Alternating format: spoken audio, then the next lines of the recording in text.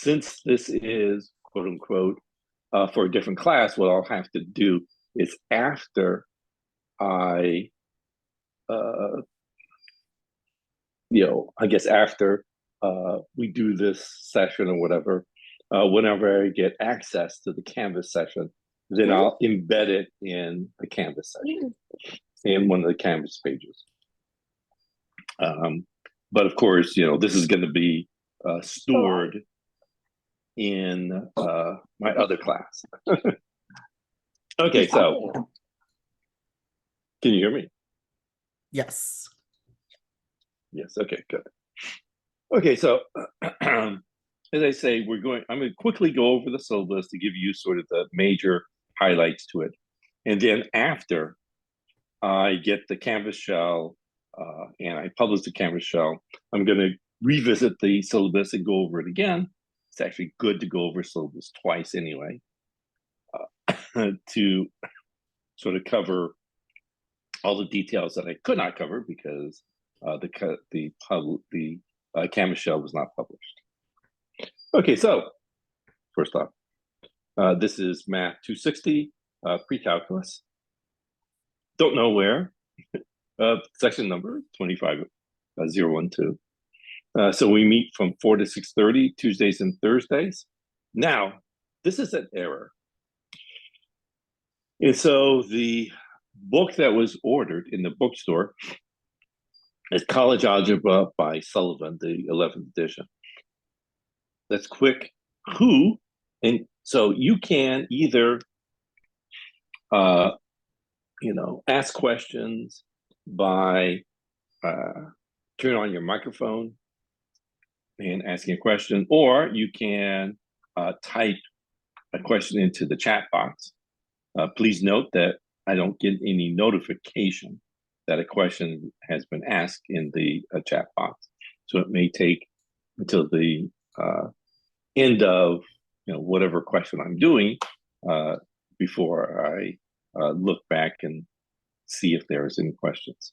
So first off, has anyone here purchased the College Algebra book? No. If you have, I haven't. No, you have not. Has anyone purchased the College Algebra book yet? No. No. No. Okay. Right. Because the actual textbook for this course was supposed to be pre-calculus by Sullivan, not College Algebra by Sullivan. I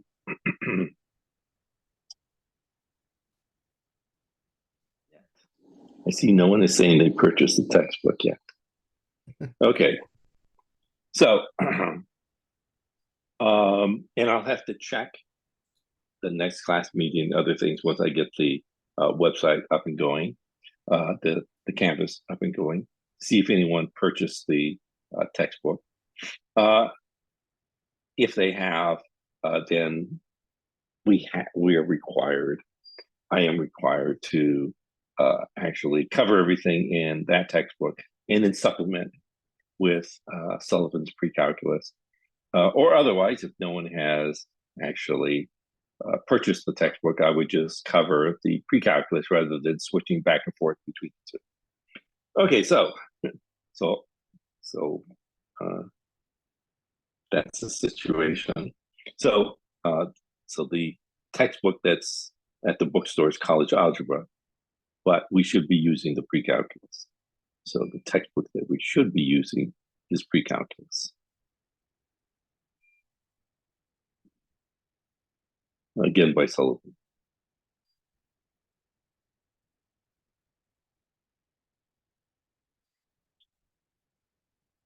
Okay, so we'll have to officially, this is our textbook.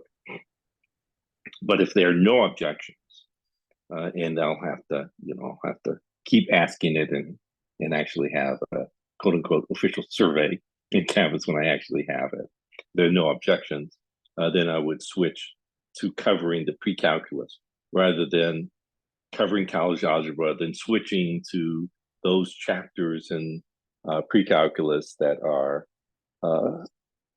not covered. Basically, they just took out some chapters in the college algebra that were in the pre-calculus, but they also took out some exercises. And so I would like to cover the pre-calculus if possible, but we'll see. Okay, so my name is Stephen Castillo. My office is, well, on campus, but I am going to have office hours online right after right after this class, from 6:30 p.m. to 9 p.m. Tuesdays and Thursdays. Actually, it's the same URL that we're currently using. So this is the URL for the office hours. This is, the Zoom session for the office hours. And 4 to 7 p.m. on Wednesday, or by appointment. So if you wish to contact me, my email is castilsj@lavc.edu.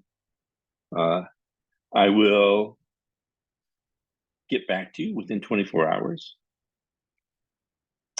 If you want to text me a message, this is my cell. I'll try to get back to you in 12 hours. Okay, so first, probably the things you want to know are what's an ABCD? And so let's look at the grading, how things are graded. And so I have a fixed grading scale. And so at the end of the semester, if your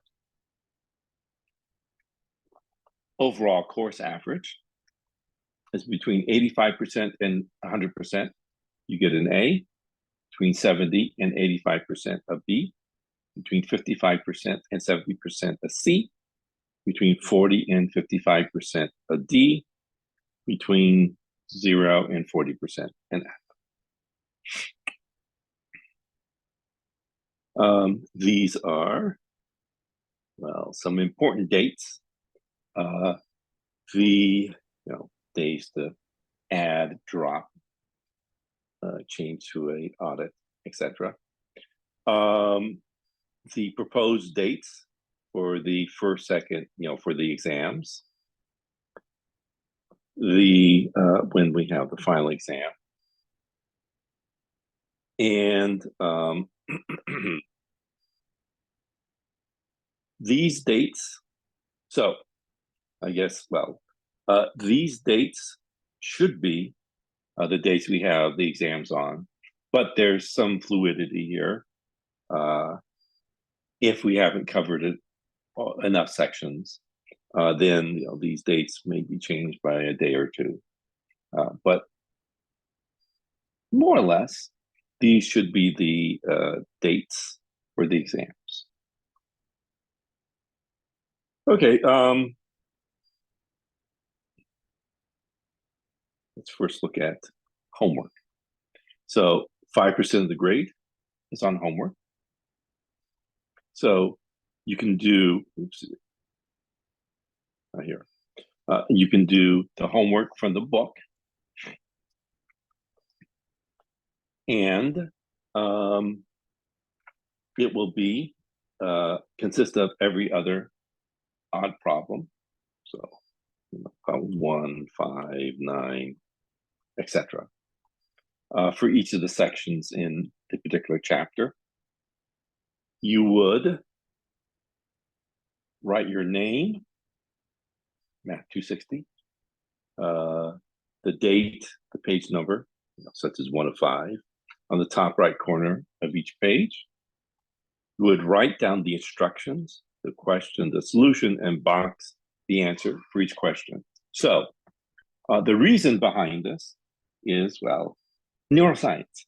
And so the reason for this requiring of writing the instructions, question, solution, and boxing the answer is, well, I took a few neuroscience courses on how to learn, especially. And so one of the problems that students encounter is, they do the homework, they study, and then when the exam comes up, they look and they see and they recognize the problem, but somehow they're not able to remember how to do the answer.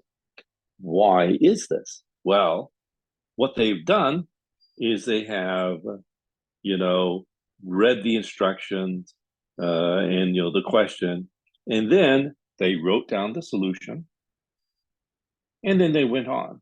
So the problem is that these are broken from this. So when you all of a sudden now don't have the book in front of you to say, this is how you do this, et cetera, you don't have all these guidelines. You have all these dismembered sort of things. So here are some questions, here are questions here, and here are some answers. But what answer goes with what question? I don't know. So you recognize, the questions. You just cannot associate with them the answer. So how do you do that? Well, you write down the instructions, you write down the question, and then you write down the solution.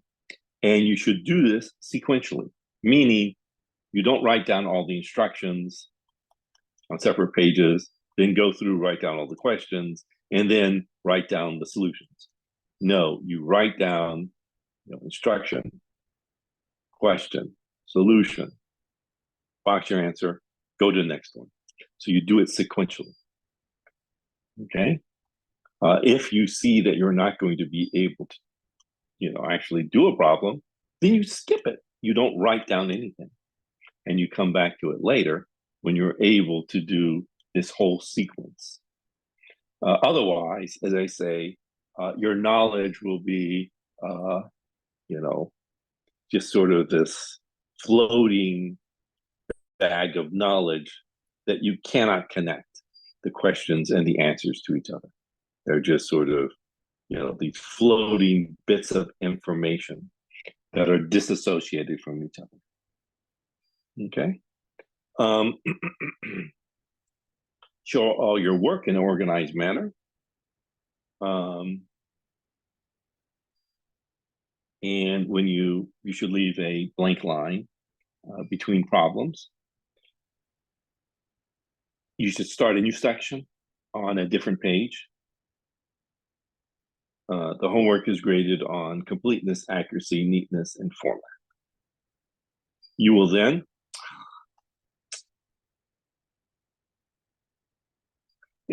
sorry. You will then submit your homework through Canvas. And the way that you shall do that is you will either scan your homework and submit it as a single PDF, or if you happen to have a tablet, such as this, you're able to write on it, so you have some iPad, then what you should do is you can then just save it as a PDF and submit it. If otherwise, if you don't have some sort of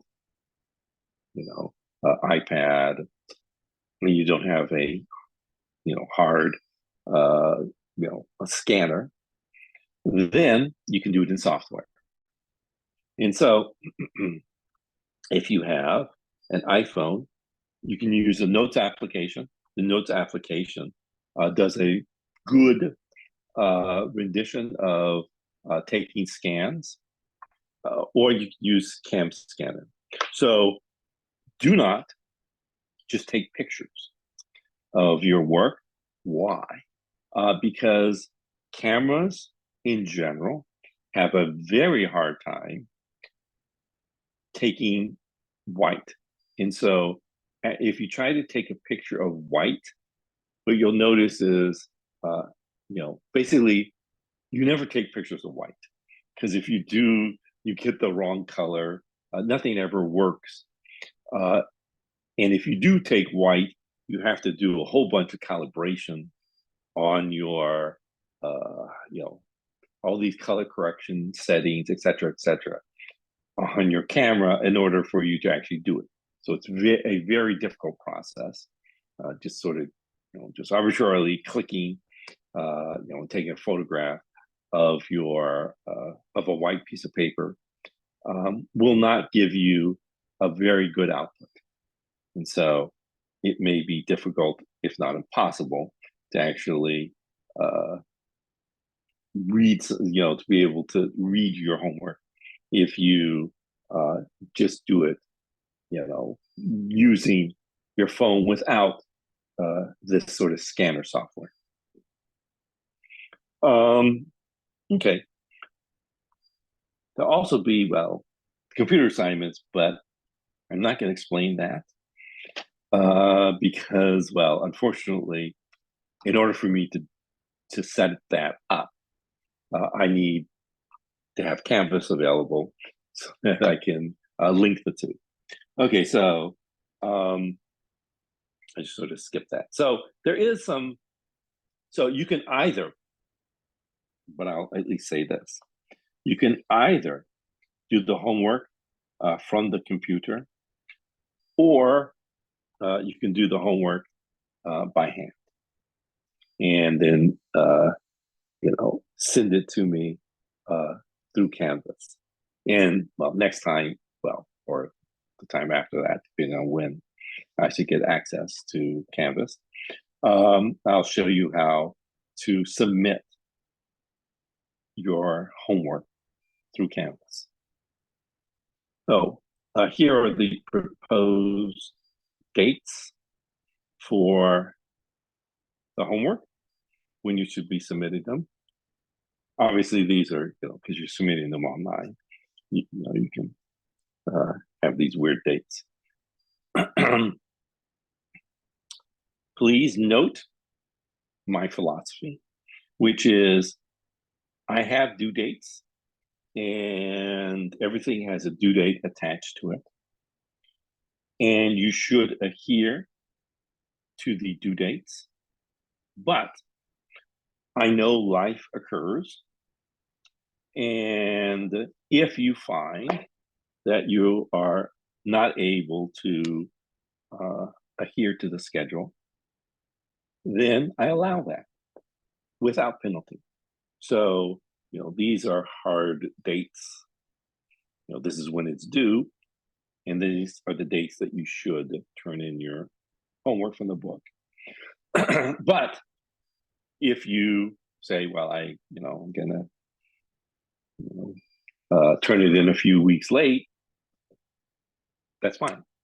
So I do not have penalties for turning in late work.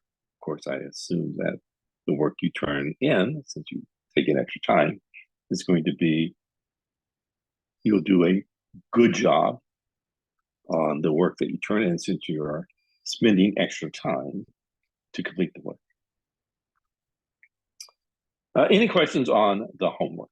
So again, as I say, I will go into it further when I have more access to Canvas. Any questions?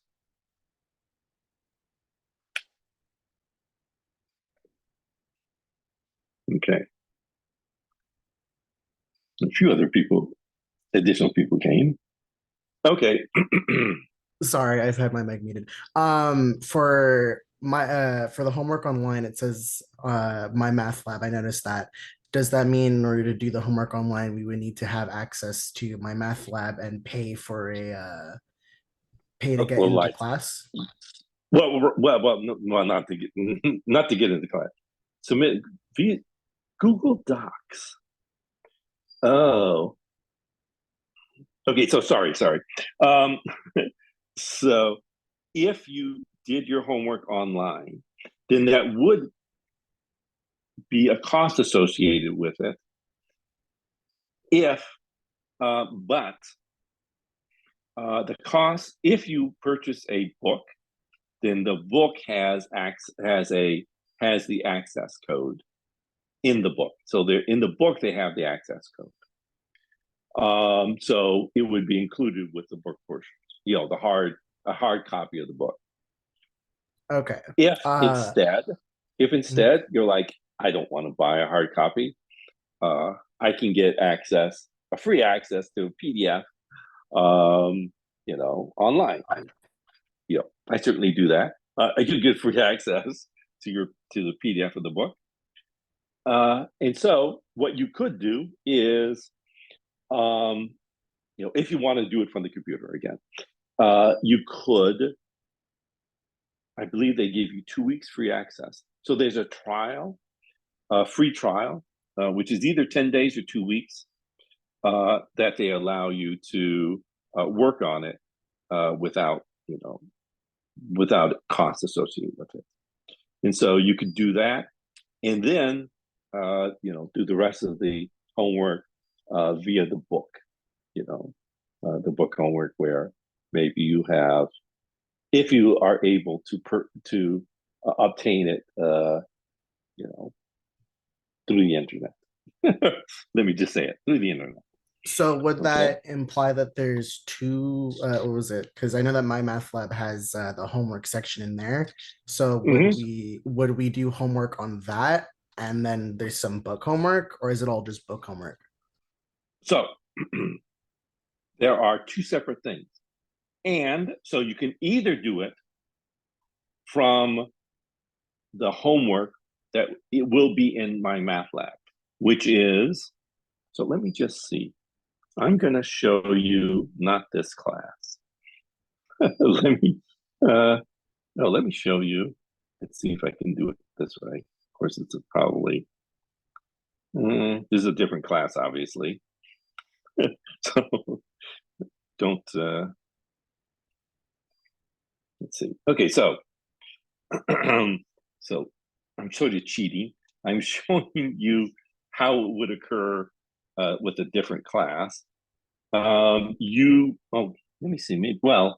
Basically, I would tell you these are the assignments, and usually I tell you these are the homework problems. And then if you click, of course, I'm going to probably have to sign in again. If you click on that link, it would take you to that particular assignment. Okay. Now, that assignment you could only have access to if you had a free trial, or if you somehow, purchased the software. Okay. Okay. So they would have you do it. This is actually Cengage, but I could show you the other one. So they would have you, do homework. They would show you the homework. Okay.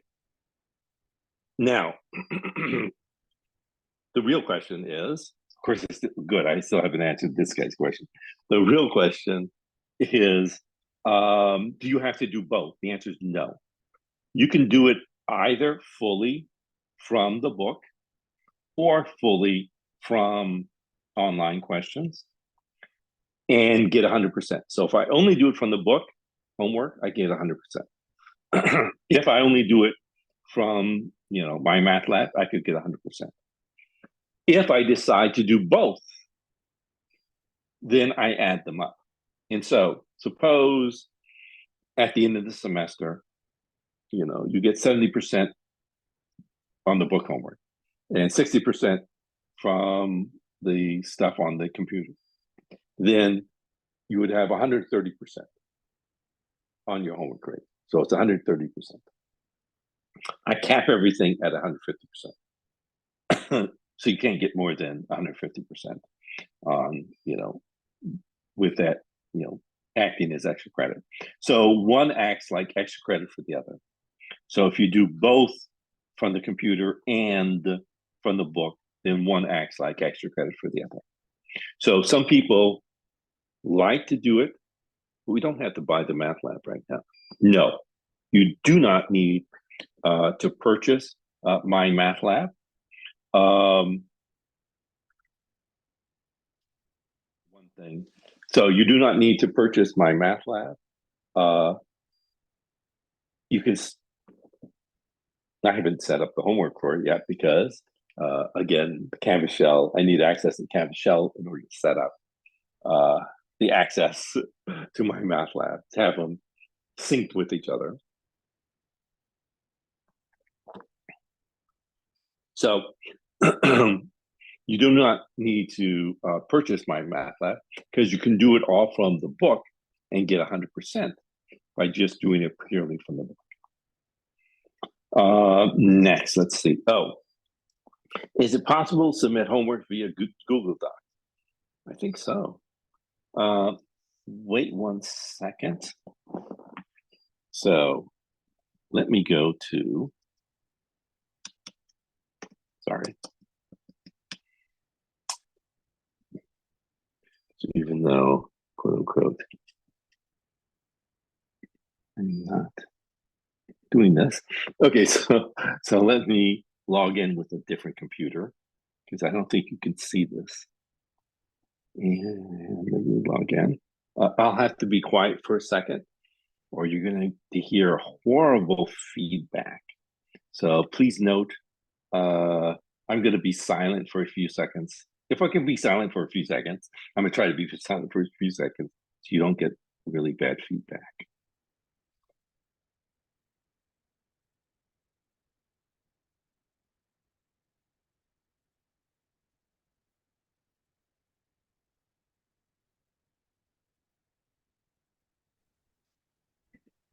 Okay, good. Now I can talk. Okay, so yeah, I had to be silent for a few seconds. Otherwise, bad things happen. Okay, so continue. Let's go here. Let's see. Okay, so 262. So this would, let's go with that. So for the homework, well, let's see. So I think you can, well, at least show you again, this is not this class, but it's, what you'll see is basically equivalent. Stopped. Okay, here it is. Okay, so now you should be able to see it. Equivalent to what you should see. Okay, chapter 6 of science. Okay, so, oh, let me actually do it as a, let's go in as a student. Okay, so let me show you what you see as a student. Okay, so good.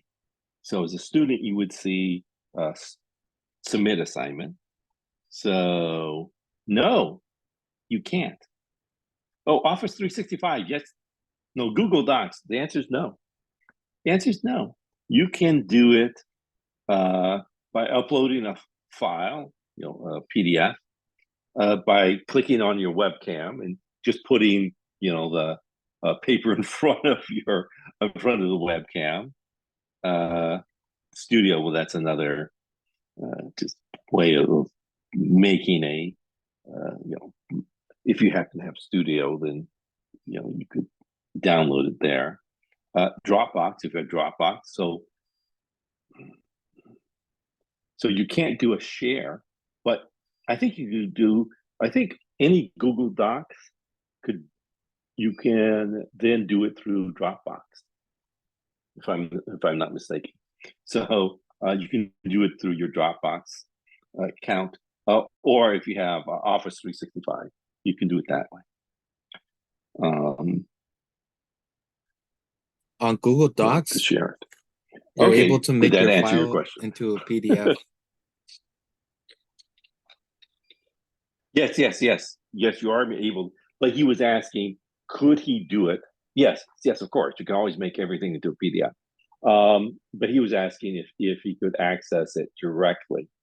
So the answer is you could share it through Dropbox, through Office 365, or make it into a PDF and download it. Upload it. Upload it, obviously. Okay, I think that's it. Other questions?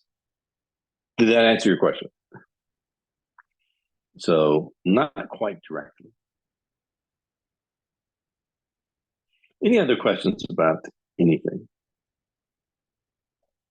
Okay.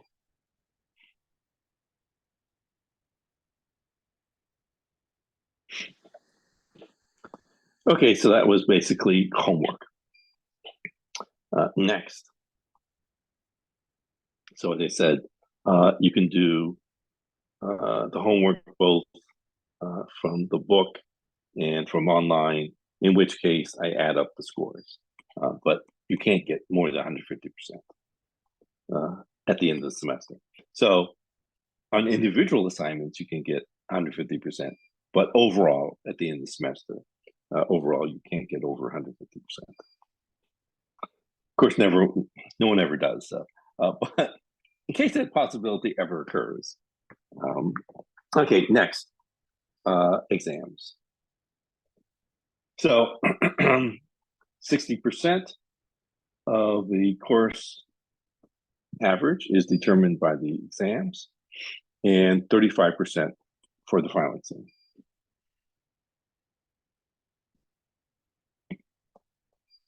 So here it is. Good. So there are 3 exams given throughout the semester and a final exam. So there are 3 exams plus 1 final exam. So there are 3 exams, 20% each, 1 final exam, 35%. Each of the exams will consist of 15 questions plus an additional question, which will be to a submission question, which just says submit your work. So just like basically the dialogue box you saw for the homework submission, you would do the same thing. You would submit your work from the exam the same way. So the way that the exam works is that you will take the exam during class period, during the lecture period, on those dates that I showed you earlier. And you will turn on your webcam and your microphone so that I can proctor you during the exam.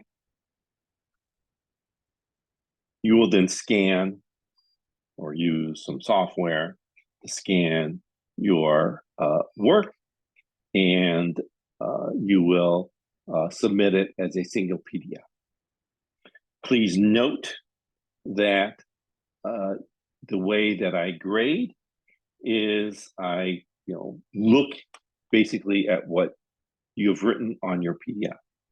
And so your grade is determined by what you have written on your PDF.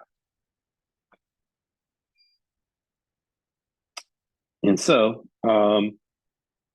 after you attach your PDF and submit your exam, you will then go to a breakout room. There'll be 2 breakout rooms, one that says like wait here. So after the exam, you would go to wait here. That it says a little bit more than that, but basically the wait here breakout room. And then I will then put you from the waiting room into something where I'll say something like, I will put you here.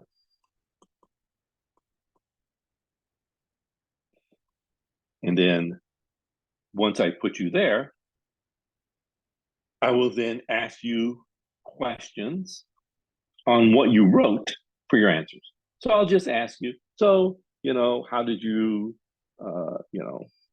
explain what you did on problem number 3. I see you wrote some things down, explain what you wrote. And then I'll give you points for that. Okay. You may use a scientific calculator during the exam, but not a graphing calculator during the exam. Any questions on the exam?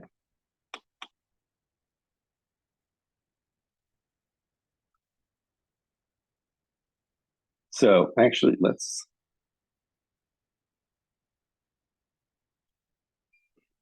me actually do this for 1 second. Let me go.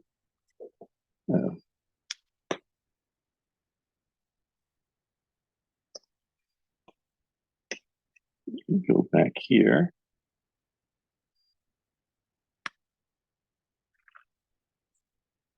So, see where is it? Oh, there it is.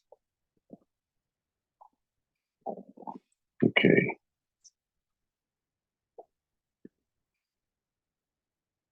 Okay.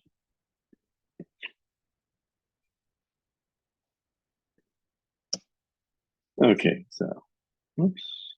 Where is that? Oops. Oh, did I accidentally click on stop? No, I didn't. Okay, good. Okay, so let me give you, again, this is not for your class. Oops. I didn't mean to hit that. That was,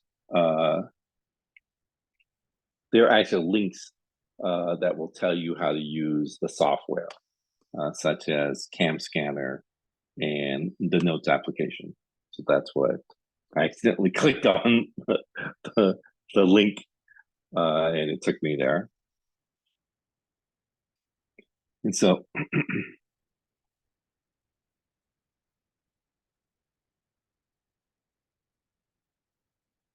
oops. Okay, so this is more or less, of course, this is obviously a different class. This is not the actual quote unquote exam. But this will give you a feel of what would be on an exam, even though it's a quote unquote different course. So this will give you at least a feel. So the exam would consist of a whole bunch of questions. Don't worry about it. This is in a calculus class. So obviously is not a pre-calculus class, but a calculus class. And you would do the work. And then actually there's, you would type in some sort of question, that sort of asks you on the side for, to some numerical answer. Okay. Then at the end, the very last question, there are 20 questions. For you guys, you only have 15 questions. Then it says you would upload your file. Now, what you notice, and I'll just sort of show you this. You can see this. Doesn't really matter. No, what you notice is that, and this will be true of your course, is that I pick problems basically straight out of the book. So if you click here, of course, this is from a different book. It's from a calculus book. What you'll notice is that, this is actually the same as, a problem in this book, same wording, except that they'll have these little things here. And in those things, actually, I can show you this. In those little placeholders, I put in a whole bunch of numbers. Well, I have this placeholder where the computer will put in a whole bunch of different numbers so that at the end you get some numerical answer. And so usually I pick problems that are, and you can sort of see here, notice this is problem 49, problem 50, problem 51, problem 52, etc. These are all problems next to each other in the book. That will be true of this course.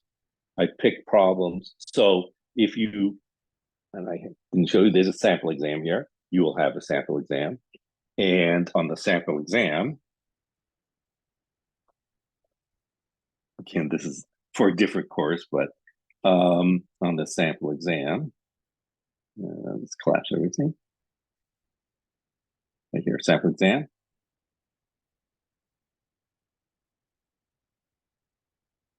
It tells you a question and it gives you the solution, blah, blah, obviously. And it tells you this is, from this book. So problem 46 on section 12.2. So now 40, so question 37 on section 12.2. So let's go here. 37, I think it said. In section 37, section 12.2, 37, oh, right there. Okay, so if I look, if you look here, this is the exact question, exact wording of the problem from the book, which I just showed you the answer to. And you notice that, obviously, I just made it into a more general sort of question where you change the numbers around and it gives you a whole bunch of different answers depending upon those differing numbers. And you notice that the numbers are next, this was problem 37. So you would study, problem 36, 37, 38, 39. So notice it's in the same just general vicinity as the problem that I went over on the sample exam. Okay. No, we talked about all that stuff about. Okay. So. You hear what I said? So because of that, and notice I have like 200. If you look here, I have. Oh, it doesn't tell you that. I have 200 different versions of each of these 5 differing questions, and so there's several thousand differing versions for each of the questions that I have. Okay, so 1 second. So because of that, if you don't do well on exam, or just because you may want to, I allow you to retake exams. We can't see anything. And so you can retake exams as many times as you wish. My basic philosophy in this course. It's gone. Wait 1 second. Okay, I'll change the channel for you. Okay, I'm in class. Okay, so my basic attitude is that the homework is only worth 5% of your grade. If you're able to work through and do well on the exams, okay, then push this in something. Then it really doesn't matter. Yeah, do it. Then it really shouldn't matter if you do the homework.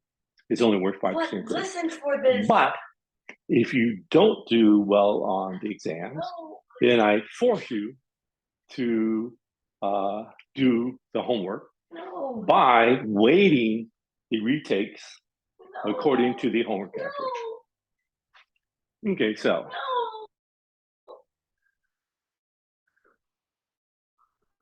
You gotta change this.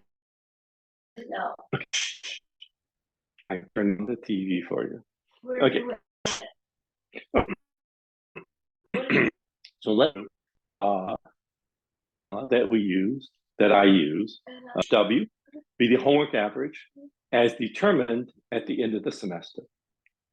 What are these gold And I write it as a decimal. And if your homework average is greater than 100%, then I cap it at 100%. Yeah. I let HW1 so that it goes properly into this formula. Next, let TM be the average for your original exam and the retakes, except that I'm going to take out the lowest score. So without the lowest score, what's the average of all the remaining scores? So that's TM. Then, Yeah, I never saw anything in there. then let the minimum here be the lowest score. So let me go over a particular example.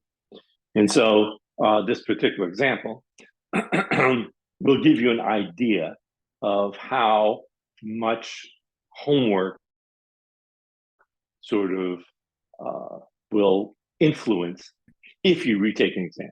It will not have any influence on your score if you don't retake an exam. But if you retake an exam, then, as I said, my philosophy is you better do your homework. So suppose on exam 1, you get a 40%. You retake your exam and you get a 94%. You retake your exam yet again and you get a 90%. So you're like, well, I'm going down, so I'm going to stop. So suppose your homework average as determined at the end of the semester, and this will include all homework from the book, so all homework throughout the semester. Suppose that at the end of the semester, your homework average is 20. HW is 0.2. The minimum is, well, you had a 40, a 94, and a 90. So the minimum of that is a 40. Next, let's figure out TM. Well, sorry. Then,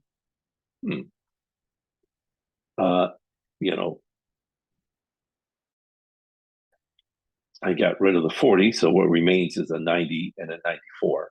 So the average of that is 92. The average of, the average of a 94 and a 90 is 92. Okay. And so let's plug into the formula and see what happens. And so we have here the 92 plus the remaining 80% of the 40 gives me a 50.4%. Well, it's better than a 40%, but look at that, it had a 90 and a 94, based on 9.4.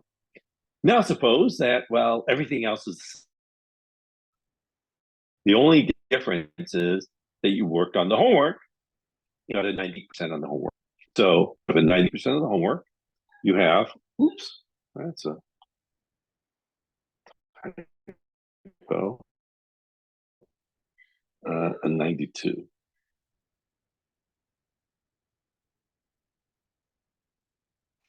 Okay, so suppose you have here, oh good.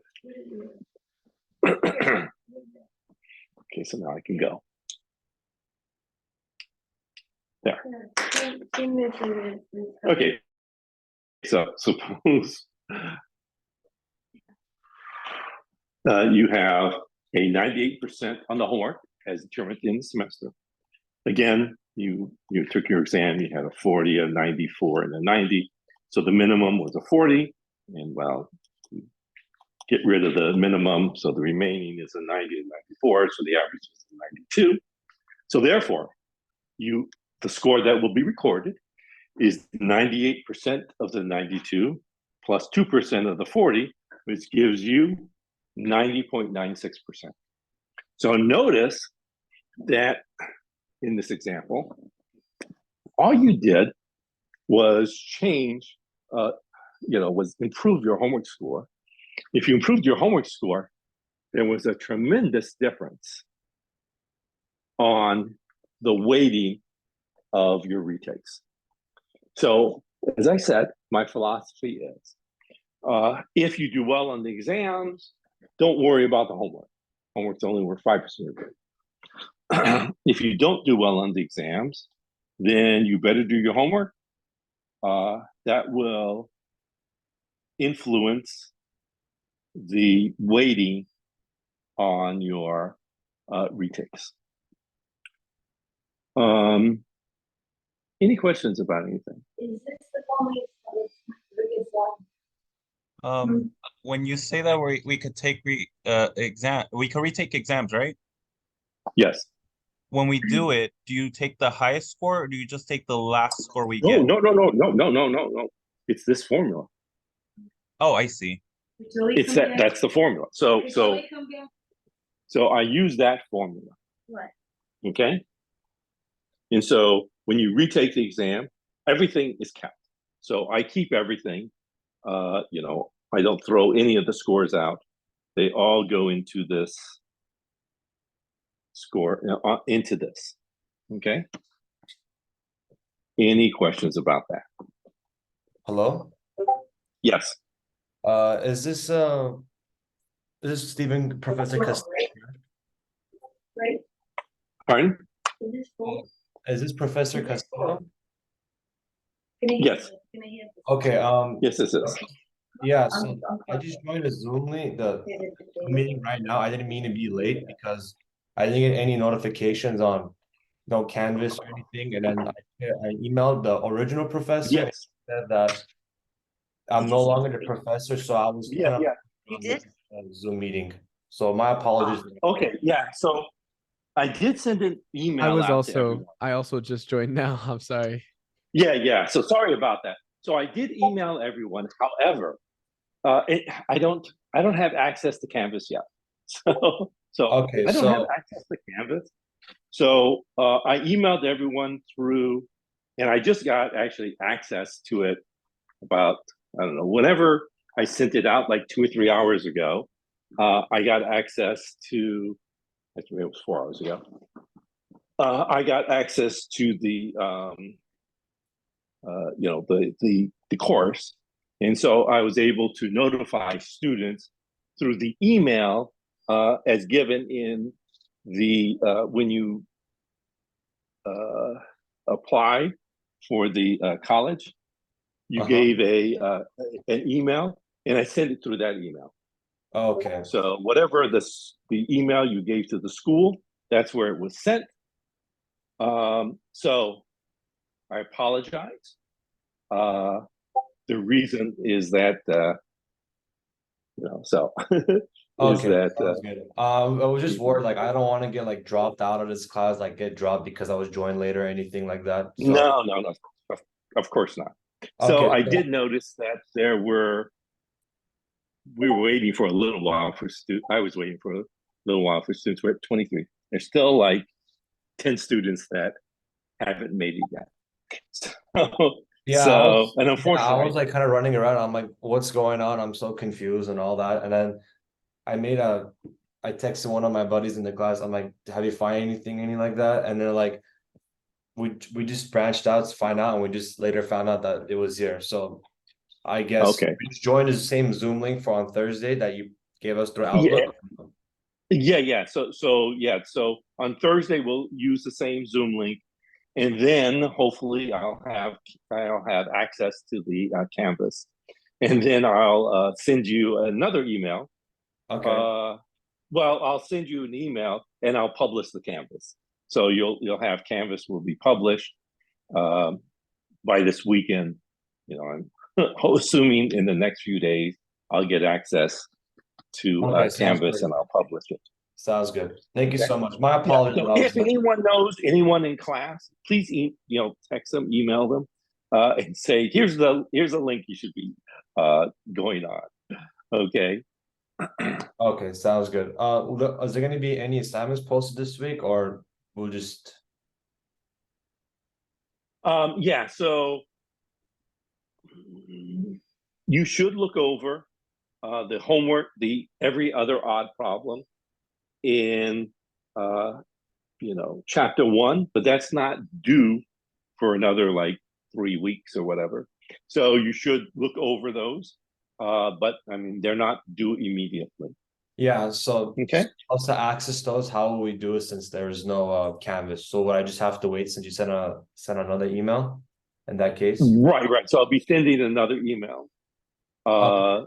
And I'll be going over the syllabus again next time. So right now, all I've been doing is going over the syllabus. Okay, sounds Okay. perfect. Thank you. Okay. Okay.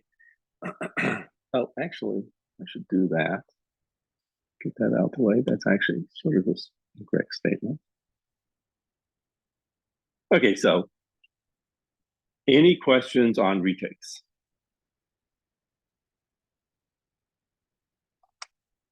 Okay.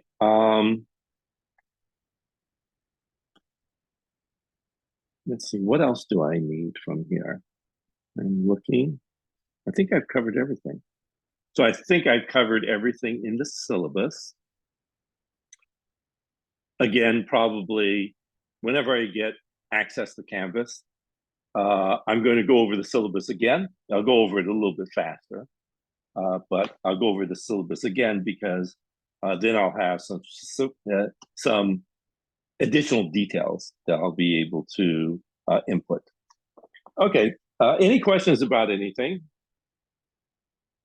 Any questions about anything? Will there be any practice exams on like Canvas? Yes, or there will possibly- be practice exams. Yeah, so there will be practice exams on Canvas.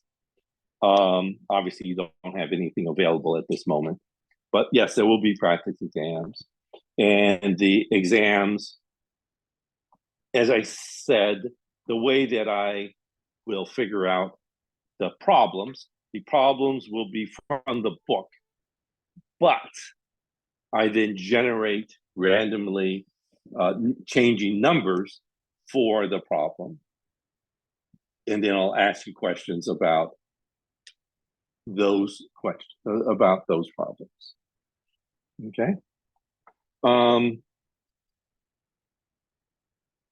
Yeah, so there will be sample exams, and the sample exams, along with the answers, should give you guidance on how I expect your answers to be written when I grade them. So those will give you an idea of my expectations on how problems should be solved. Any questions about anything? Yes, I do have a question. So when it comes to homework, so is our homework going to be done on a website, or is it going to be all through done by Canvas? Ooh, there's another person joining. Okay, so you'll have two different options Okay. for doing homework.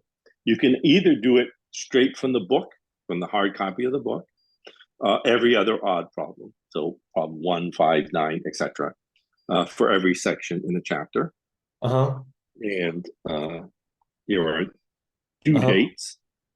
But again, my due dates are very fluid, meaning you can turn in any assignment at any time without penalty. But these are the guidelines that you should, so due dates are guidelines. These are the dates that you should adhere to. Okay. Sounds good. Okay, let's see. Oh, so you can do the homework either from the book, or you can do it from my math lab. I have not set up my math lab yet because I need access to Canvas before I can set it up. And so not having access to Canvas is putting me behind a little bit. Okay. And that's why next time or the time afterwards, I'll go over the syllabus again when I have access to these other things that I will be able to get a hold of. Any questions about anything?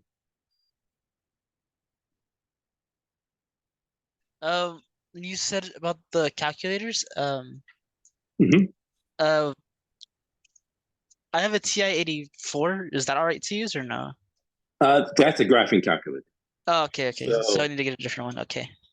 yeah, Is it all right to use basically, for homework though? oh yeah, that's okay to use for homework. Yes, Oh, it's okay, okay okay. to use. Mhm. Yeah, you can use anything for homework, right? Ah, okay. So so you're able to do anything for homework. You can ask me to, questions on homework, etc. So you're able to do anything for homework.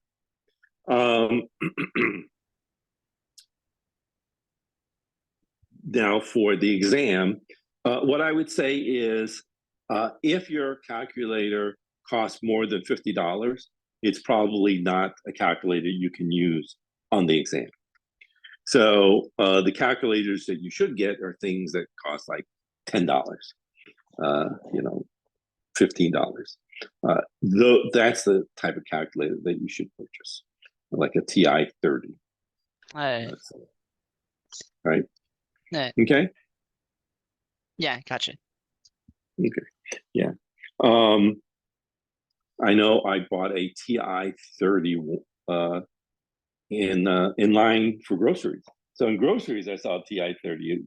I think it was like $9 or something. I was like, oh, and so if you can buy something in your, at a grocery store, that's the sort of calculator you should have. If you're going to be spending $100 for it, that's too sophisticated. Okay. Any other questions? Any questions on how the course will be run? Okay, so that was a quick sort of summary of the syllabus.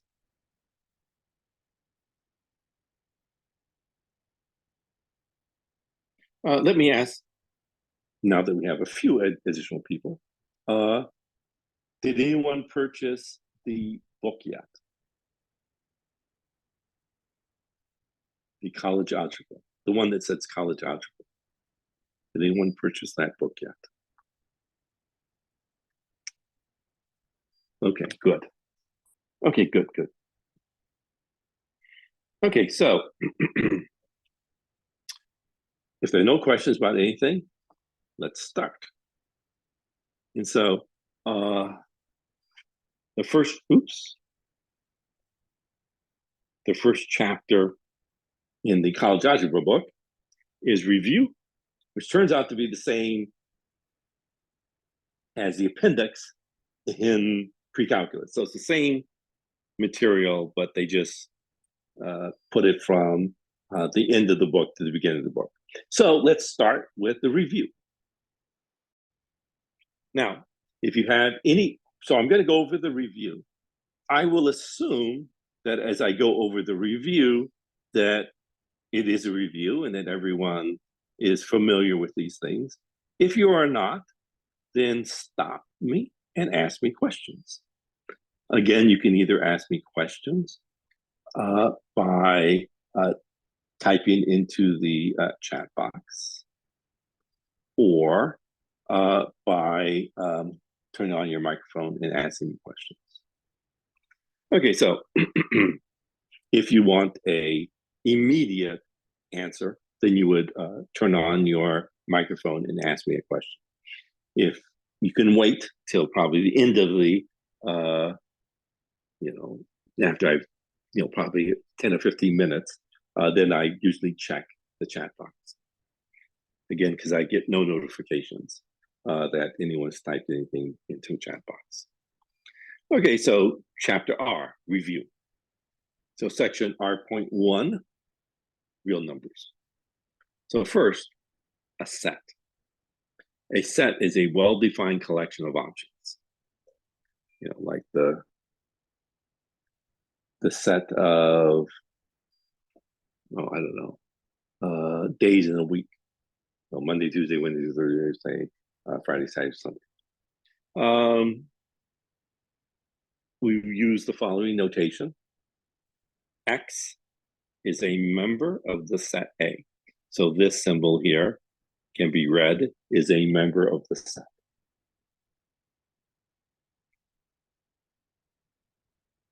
We'll denote the empty set by this notation or by this notation.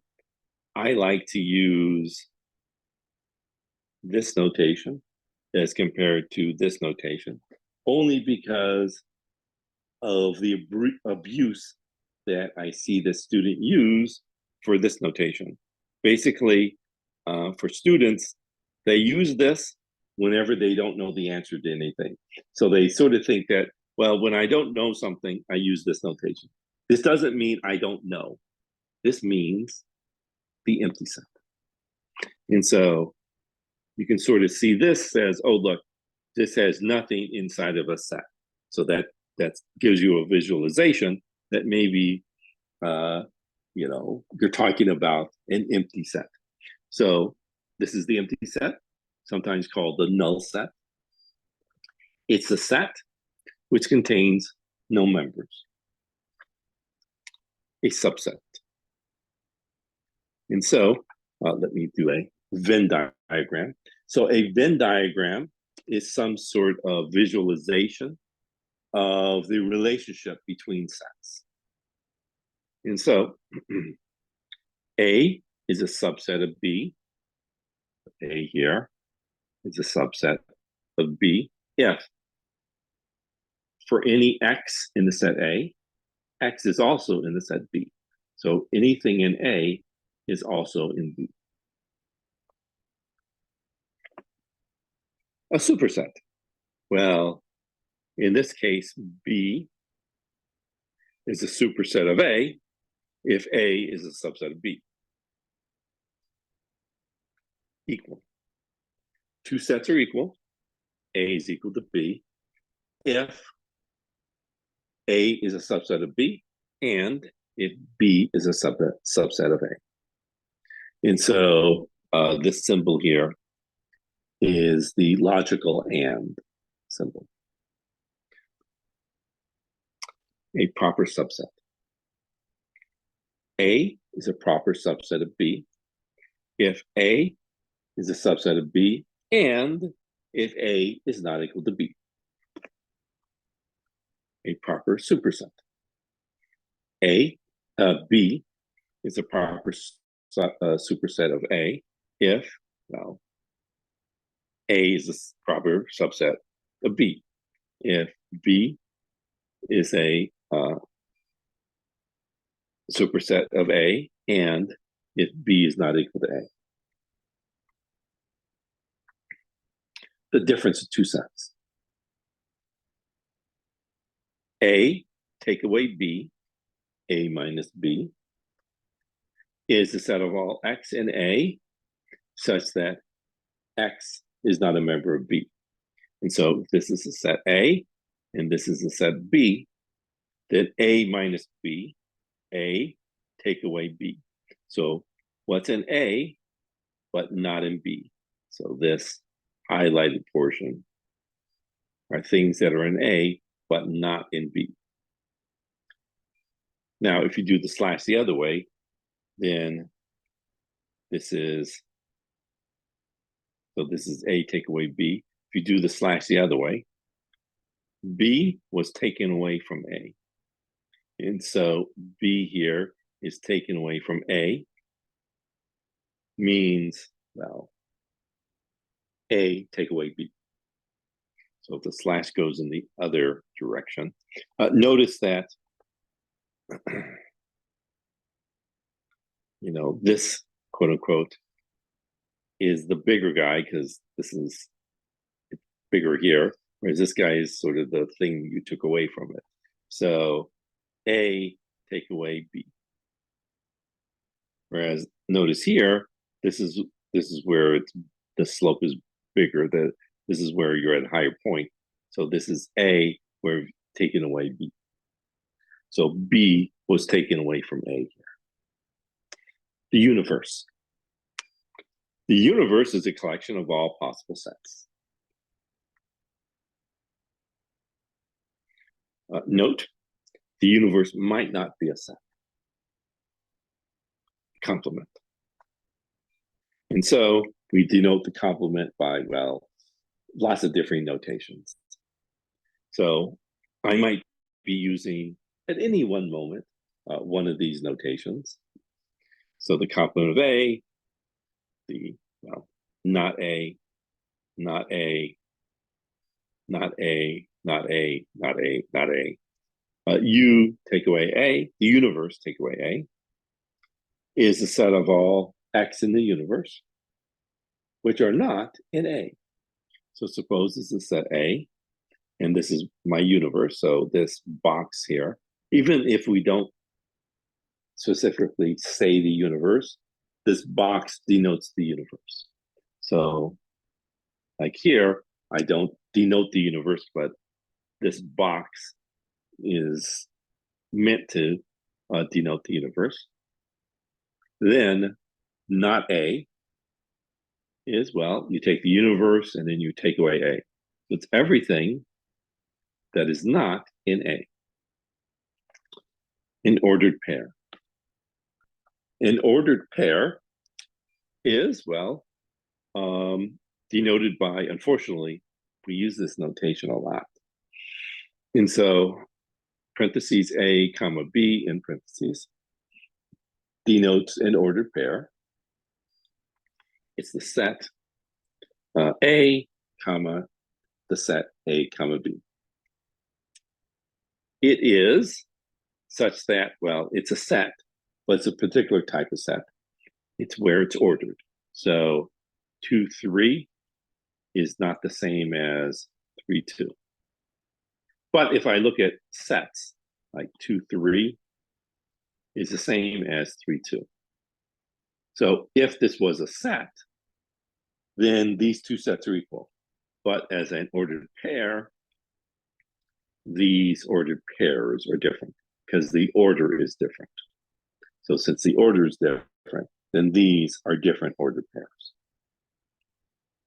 The Cartesian product, named after René Descartes. What is the most famous thing that Descartes said? You know what? Does anyone remember René Descartes?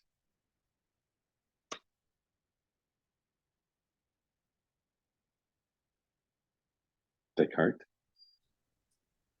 Has No, anyone not heard personally. of it? No, no one's heard of Descartes. Was it the guy that said, "I think, therefore I am"? There you go. There you go. I think, therefore I am. That's his most famous quote, yes.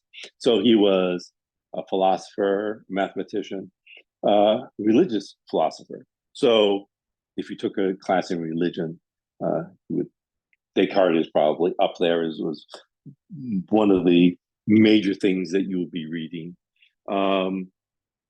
Philosophy too. Okay, so and his name in Latin. So if you Latinize Descartes, it's Cartesian. So that's actually his name. So it's the Latin version of Descartes. And so the Cartesian product A, Cartesian product B, is a set of ordered pairs A comma B, where A is in the set A and B is in the set B. For example, the plane, the Cartesian plane, again named after Descartes, is just the Cartesian product of the real number line R with the real number line R. The complex plane can also be identified by the Cartesian product of R with itself. Union. A union B is a set of all X, such that X is in A or X is in B. And so if this is the set A and this is set B, then A union B is, well, all of this.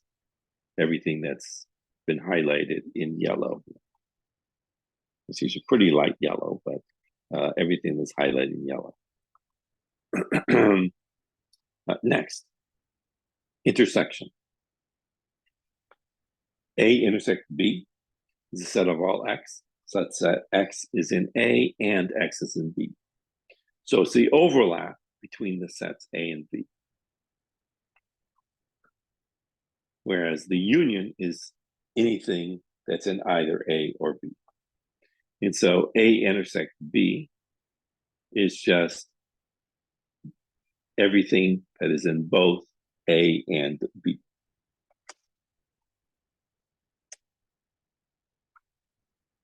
So let me give you some properties of sets. Well, we have the commutative properties. A union B is the same as B union A.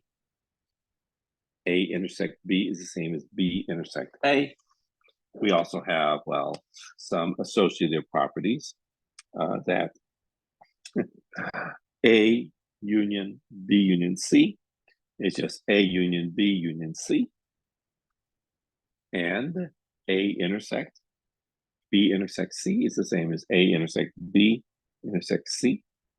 We have these distributive properties that intersection distributes over unions and unions intersect over intersections. So intersection distributes over union. So A intersect B union C is A intersect B union A intersect C.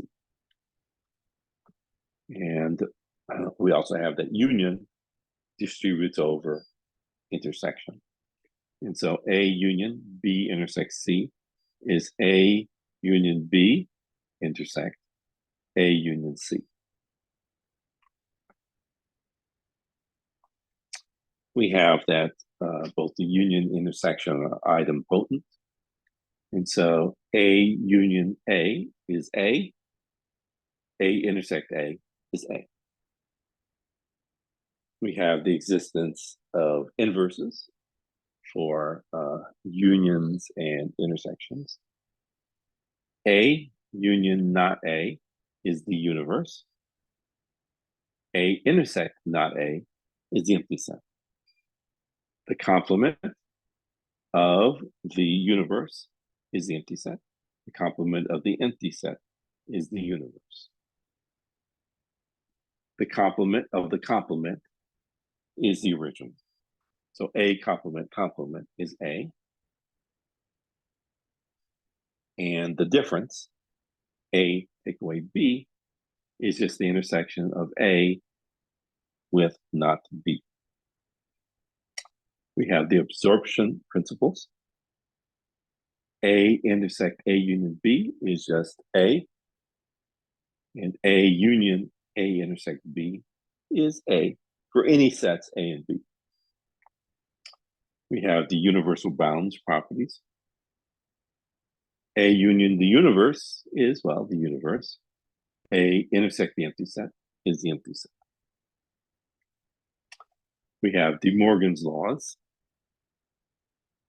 The complement of A union B is not A intersect not B. The complement of A intersect B is not A union not B. We have Russell's paradox, that B is equal to set of all A, such that A is not in A. And so you notice the following is that, well, let A be in the set B. Well, notice that if A is in the set B, then A is not a member of A. So that means that A is also not a member of B. And similarly, if A is not a member of B, then A is a member of B. And so you have this contradiction that, every set is both in the set and not in the set. So that's a paradox. The Bonnet-Tarski paradox, which says that if you assume the axiom of choice, then you can take a golf ball, cut it into a finite number of pieces, and all you then need to do is translate and rotate these finite number of pieces. So take, let's say, rather than a golf ball, an orange. Take an orange, split it up, cut it up into, 7 or 8 pieces. They have to be defined pieces on how you define these pieces, but split it up into a few pieces. Then rearrange these pieces. When you rearrange these and translate to different locations, you can rearrange these pieces so that this orange now has the exact same volume as the sun.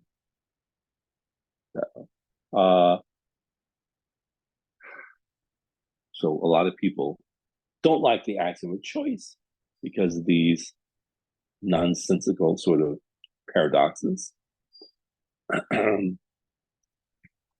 We're able to easily remedy Russell's paradox by just having the universe and saying that, well, the universe is not necessarily a set. This is harder to deal with. So people just sometimes either accept or do not accept the axiom of choice. In calculus, we accept the axiom of choice. It makes a lot of the things that we're doing nice. So even though there's some bad side effects, they're not, the remedy is worse than the disease. So let me give you some number sets, the natural numbers. And so the natural numbers are usually denoted by the letter N. Oops.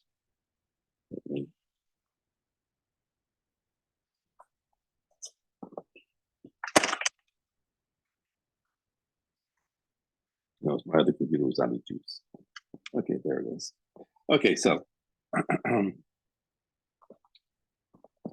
let us denote the set of natural numbers by this fancy sort of letter N. And so, let me just check something.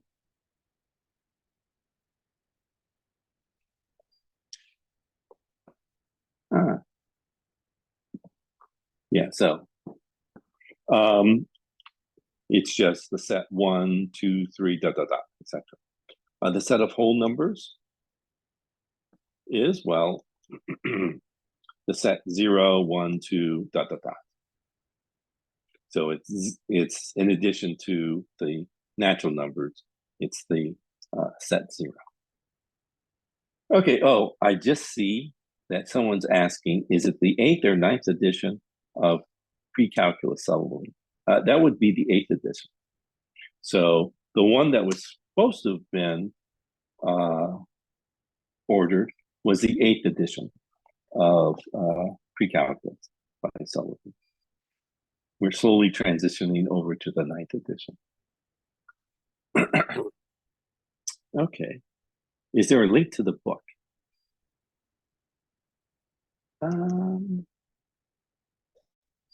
Let me see if I can give you, I don't know. I'll see if I can give you a link to the, I might be able to give you a legal link to the book. Okay. I'll look into that for the next time. Okay, so how do we construct the natural numbers? Well, we define a successor function. The successor of n is n union the set n. So, and we define 0 to be the empty set. Therefore, 1 will be defined as the successor of 0, which is the successor of the empty set, the set containing the empty set, the set containing 0. So I define 0 as the empty set. And from here, 1 is being the set containing 0.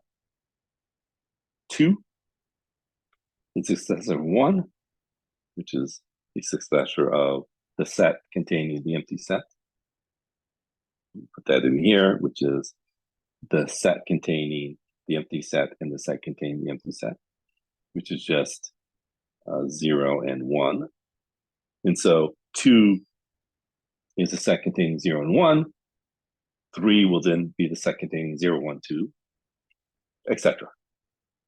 So we can define, quote unquote, the natural numbers using this successor function idea. The integers are denoted by the letter Z, that stands for the word number in German, Zahl. So it's the first letter of, well, the word number, but in a different language. And so it is, well, 0, 1, 2, 3, etc., and -1, -2, -3, etc. So it's 0, the positive integers, and the negative integers. The set of rational numbers, denoted by the letter Q. Not 100% sure why. Probably because of the word quotient.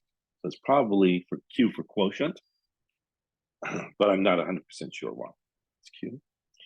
It is a set of all numbers, P over Q, where P is an integer and Q is a natural number.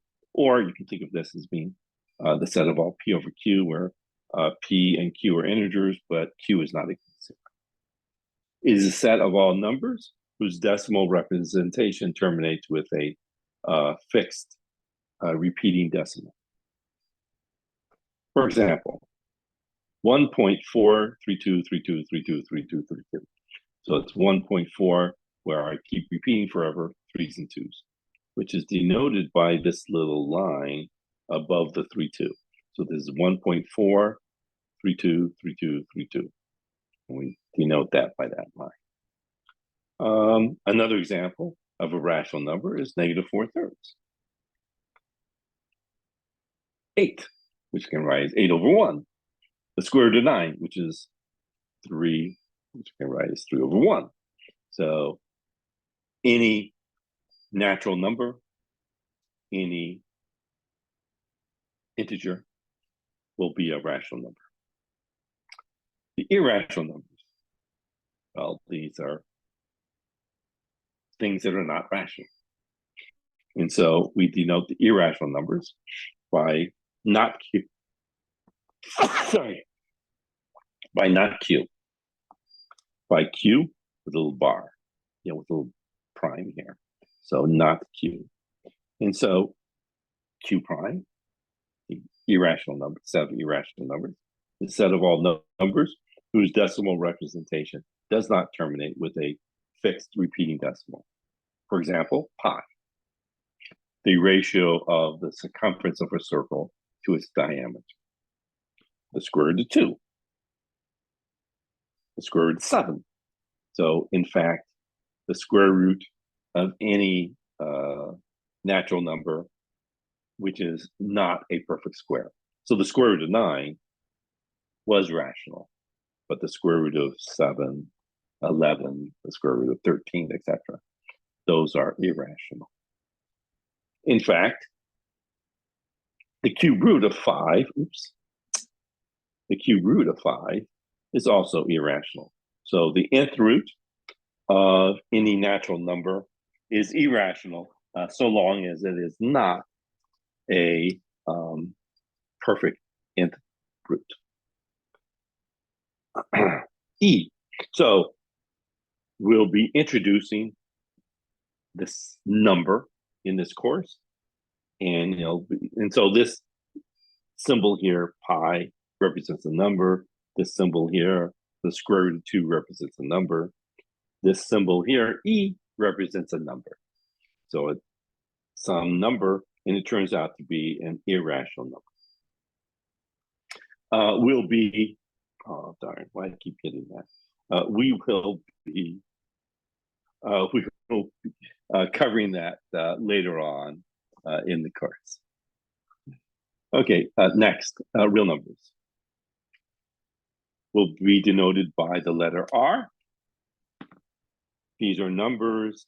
This is the set of numbers with a decimal representation. Well, give me examples of things that are not real. 0 divided by 0. Don't divide by 0. So this is undefined. It actually has a particular name attached to it. It is, oops, indeterminate. Meaning you can give it, you cannot give it just one value. So I can't define 0 over 0 in any rational way. Basically 0 over 0 is any number. So it's so rather than saying it's undefined, it's actually every number is 0 divided by 0. It is indeterminate, it is undetermined. We're unable to determine it. 5 over 0. Again, don't ever divide by 0. So rule of thumb, don't divide by 0, otherwise you're not going to have a real number. So 5 divided by 0 is again undefined. It is the compactification of the real number line at infinity. So if I take the real number line, so let's take the real number line here. Let me draw a circle. Let me attach. So let's say I look at this point on the number line. I then draw a line from the North Pole to this point on the number line. Where it intersects, I map this point to this point on the circle. I map the origin to this point on the circle. I map this point on the number line to that point on the circle. I map this point on the number line to this point on the circle, etc. So I'll map everything on the circle except at the North Pole, where the North Pole maps infinity. And so this is sort of, well, it maps both plus and minus infinity. This goes to plus infinity going this way and minus infinity going that way. So this number on top is, well, both plus and minus infinity. It is 5 divided by 0 or whatever. It's a compactification of the real number line. 0 divided by 0 to the power 0. Again, this is undefined. A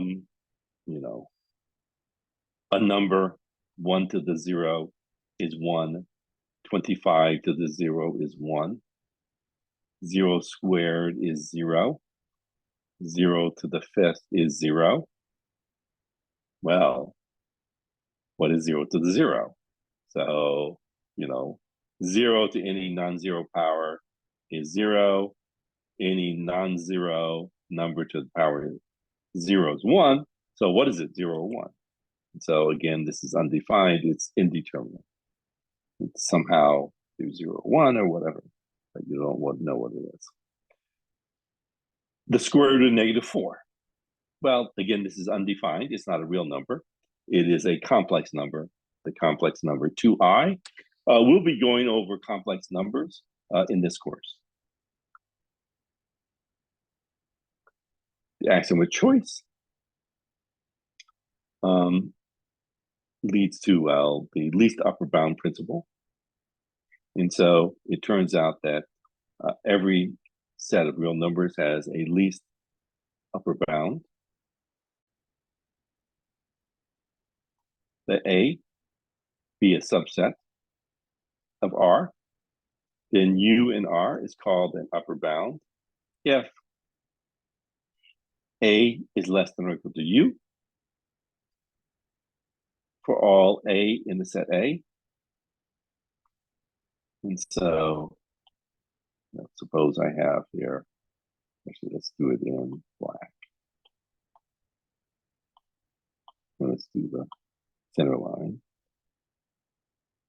So suppose I have some set A here.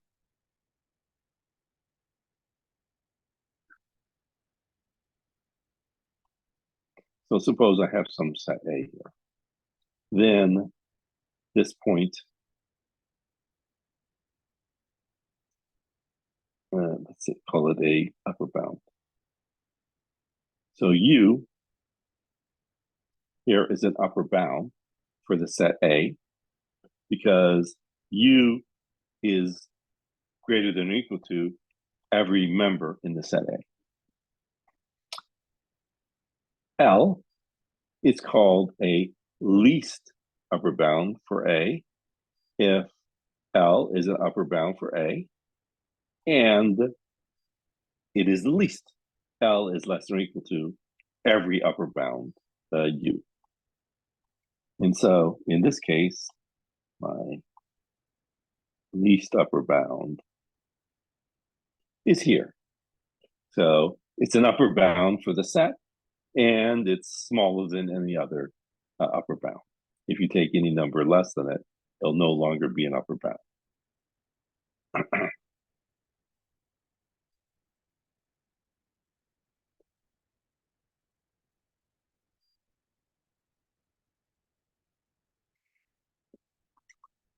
Left multiplicative coset.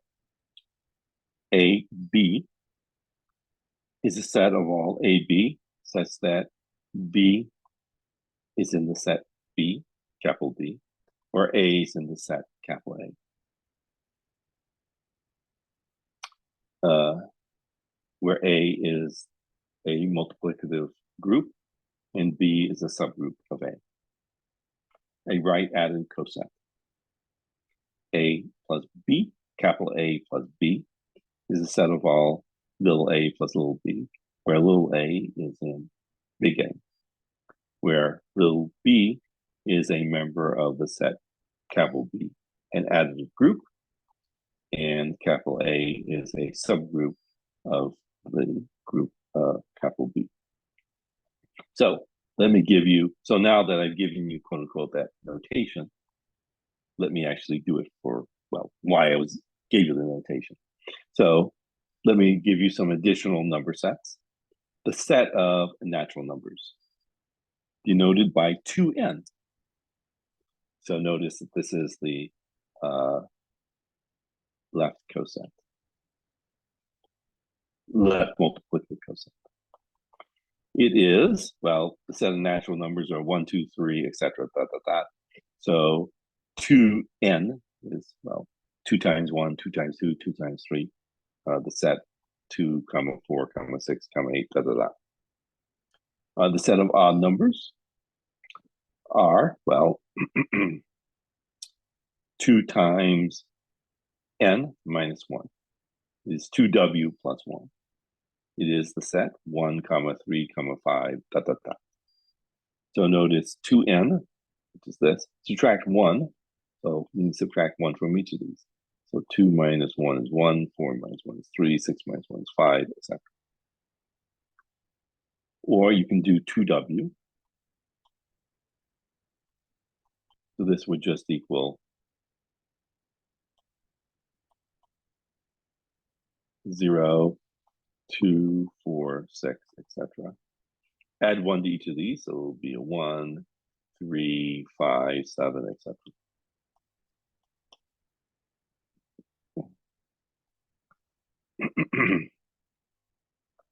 The set of irrationals can be thought of as R take away Q, the set of real numbers that are not rational numbers. They are irrational numbers. The real numbers are the union of the rational numbers and the irrational numbers. So, and it turns out that this is going to be a disjoint partition. The rational numbers intersect the irrational numbers is the empty set. So either a real number is a rational number or it is an irrational number. There are no rational numbers that are irrational, no irrational numbers that are rational numbers. We have the following relationship between our number sets.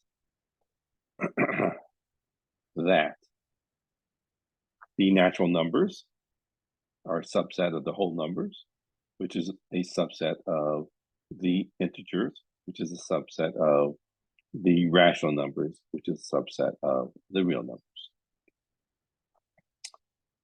We will sometimes write the set of all positive integers as z, those are the integers, with the subscript of plus, positive.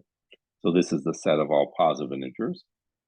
Sometimes we just have this positive, this greater than, meaning that these are greater than 0. So this is the set of positive integers, which is the same as the set of natural numbers.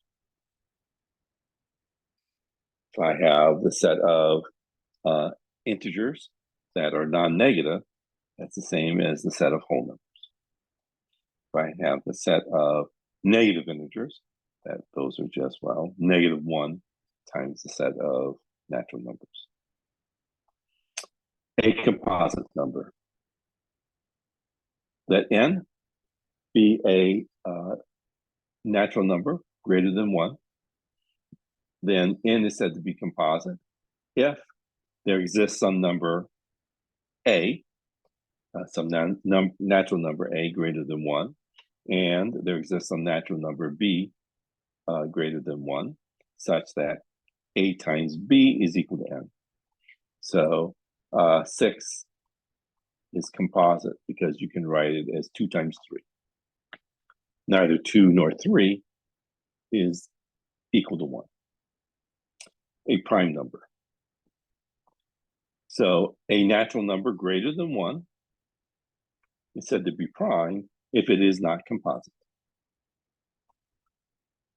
The zero factor property, the fact that we have no zero divisors, the fact that this is an integral domain, maybe we should say that too.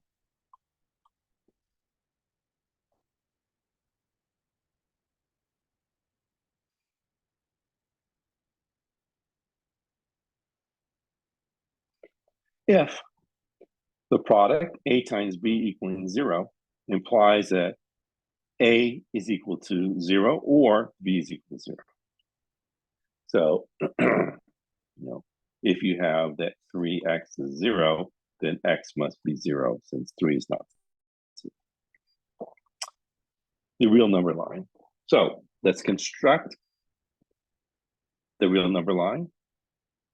Draw a line in the plane. Pick a point on this line. Let's call this point the origin. Next, let's pick a point on the line, and let's assume that this point here is to the right. Then I'll call this 1. Next, and so pick a point on the line distinct from the origin and call this distance from the origin the unit measure. So this is my unit measure here, this distance. I can then use that to make a whole bunch of tick marks at all the integer values. Next, so use the unit measure to create tick marks and mark them as negative when they're on the opposite side of the origin from the distinct point. The positive cone. So let a be a real number such that a is greater than 0.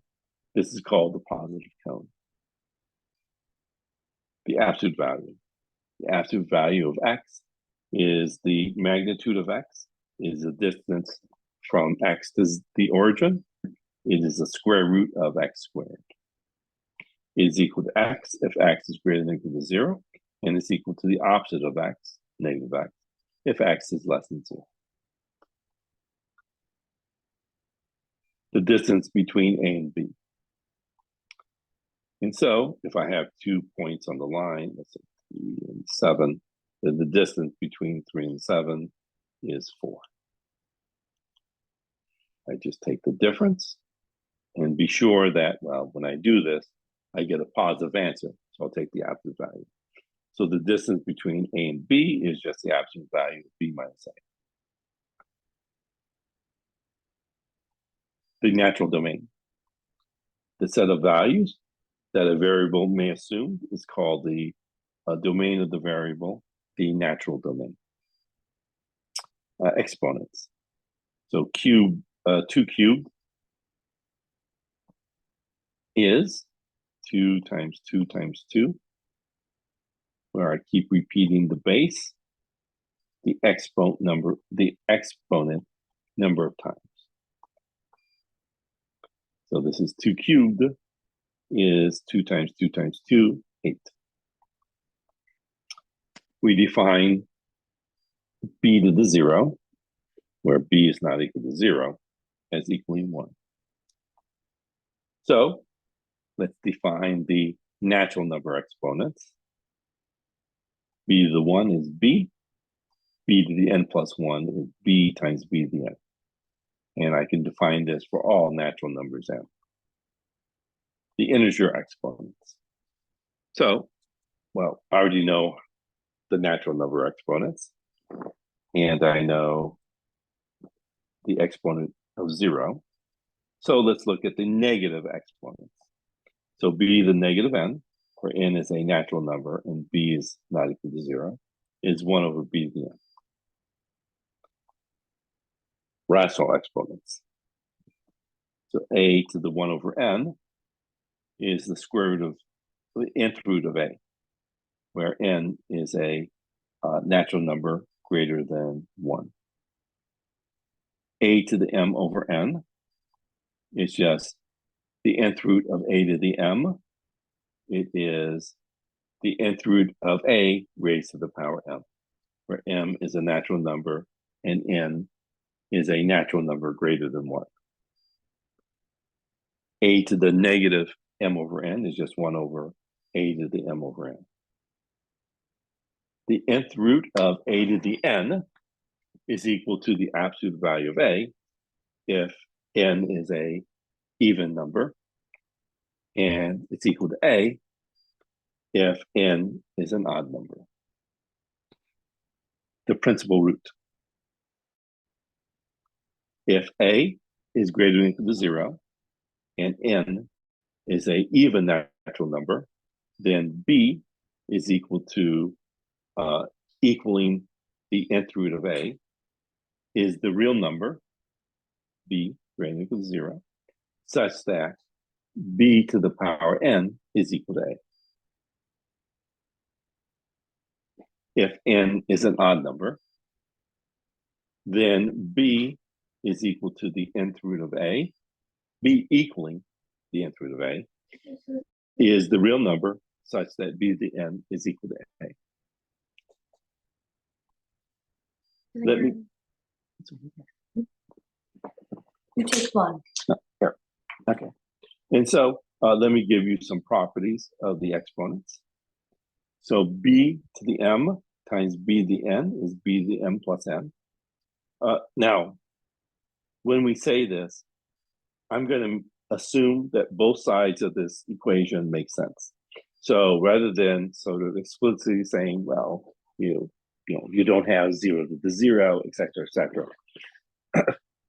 let me just assume that whenever I've written down anything, that it makes sense. B to the m divided by b to the n is b to the m minus n. B to the m to the power n is b to the power m times n. A to the m times b to the m is a times b. A to the m divided by b to the m is just a over b to the m. Here I actually wrote out the fact that I was assuming here that b is not equal to 0, so that you're not dividing by 0. Next, well, we've already said that a few seconds ago. B to the 1 is equal to b. B to the 0 is equal to 1. So long as b is not equal to 0. B to the m, 0, so long as m is greater than 0. B to the negative n is equal to 1 over b to the n. So in these three cases, I wanted to write out explicitly when things didn't make sense, because, well, you may not know when things don't make sense. So I want to be sure that you knew when things didn't make sense. Me too. Next, scientific notation. You can take. I mean, I want it, but they're not giving me. But And so, suppose, well, we want to answer the question, what's the age of the universe? Well, it is 8, followed by lots of zeros. So 1, 2, 3, 4, 16. Oh, I thought it was 20. 21, 22. So 8 followed by 66 zeros. It's a big number. So when trying to answer questions in science, in physics, or astrophysics in this case, you may be presented with, well, really bad numbers, okay? Or, really large numbers. By the one, does anyone know what a Planck time is? Does anyone know Max Planck? I don't know what that is. Oh, actually, sometimes when people listen to like science fiction, they'll say Planck's name. So Planck time is the smallest unit of time that's available. So the smallest unit of time that makes sense is Planck time. So we're giving the age of the universe in, well, the number of tick marks, the natural number of tick marks that we can sort of tick our clock on. So it's sort of the natural ticking of the universe. So, oh, it said 60. I thought it was 60. 1, 2, 3.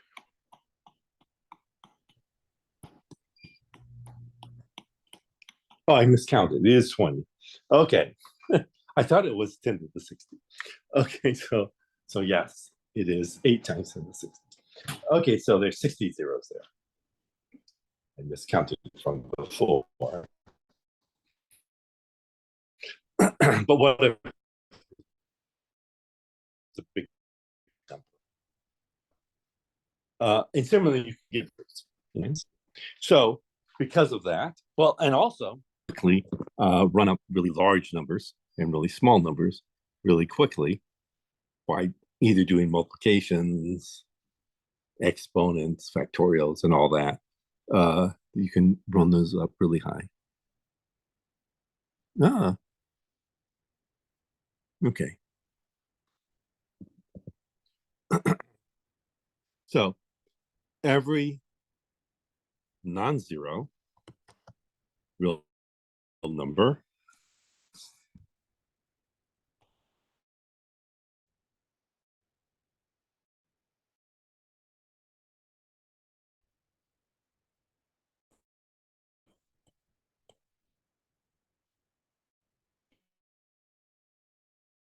non-number be written form a to the n, where a in absolute value is between 1 and 10, and Professor, you're n lagging is out.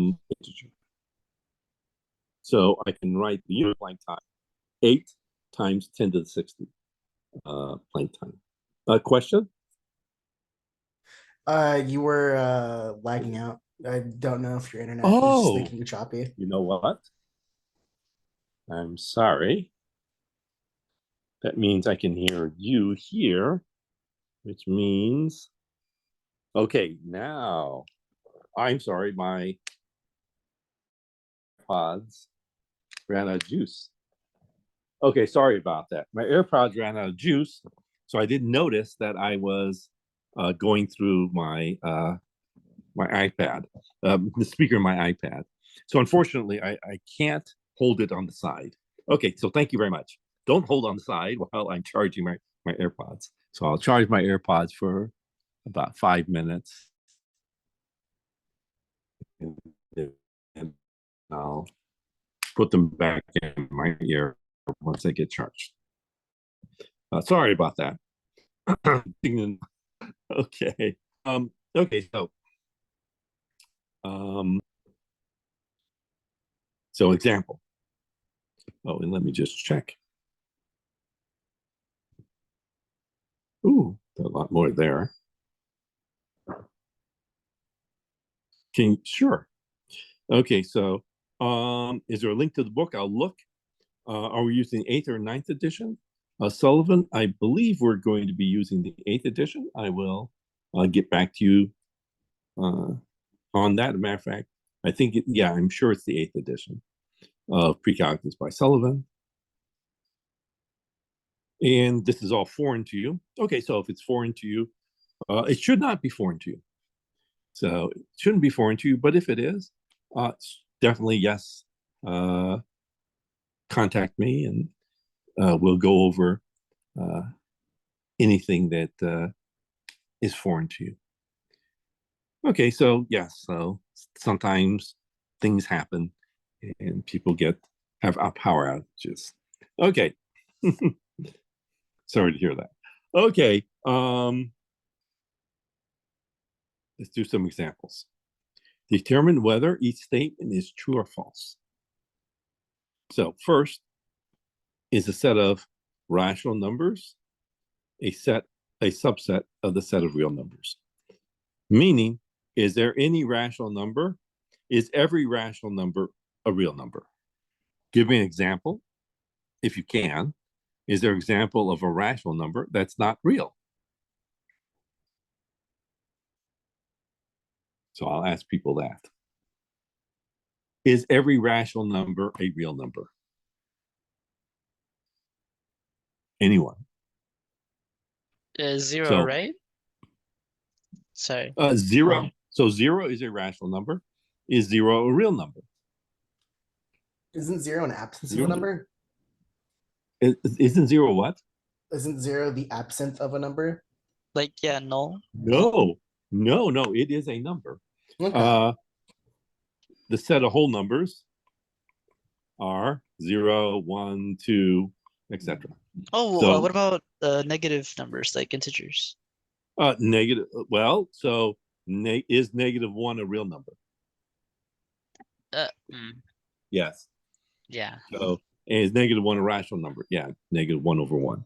So -1, is -1 with a whole bunch of zeros. So it's rational and it's a real number.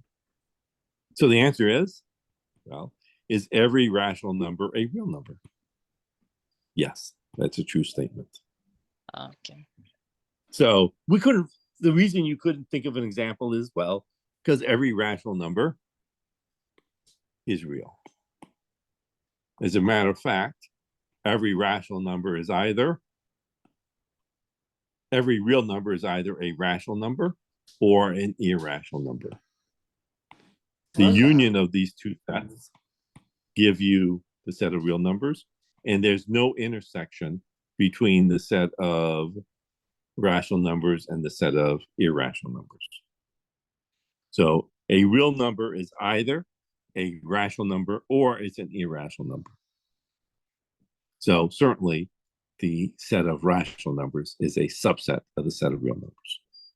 Let's do another example. Is the set of real numbers a subset of the set of integers? Can you think of a real number that's not an integer? Integers are 0, 1, 2, 3, -1, -2, -3, etc. Give me a real number that's not one of these guys. 1/2. Can you 1/2? There you go, 1/2. So 1/2 is a real number, but it's not, one of those numbers I listed. So definitely this is false. So I picked pi, you picked a half. Pi is a real number, but it's not an integer. Write each inequality in interval notation and graph the interval. So the set of all x's that are less than 4. Okay, so let's write first in standard form, which is a variable followed by an inequality symbol and a number. And so, it's written in standard form. If you have an inequality written in standard form, then the way you graph it is very nice. Notice this is a set of all x being less than 4. So you write down the 4, and notice I have this arrow here. This arrow points in the same direction as this. And so the graph of x less than 4 is this graph. I do not include the number 4 because there's no equal sign here. So this is an open circle. This is the open interval from -infinity to +4. Notice I do not include infinities ever. And infinity is not a real number. And so I do not include -infinity. So I don't include -infinity in my interval. Neither do I include 4 because there's an open circle here for 4. And notice that I do not include 4 because there's no equal sign here for 4. And so notice I'm going from -infinity to 4, but I'm neither including -infinity nor 4. Any questions about this?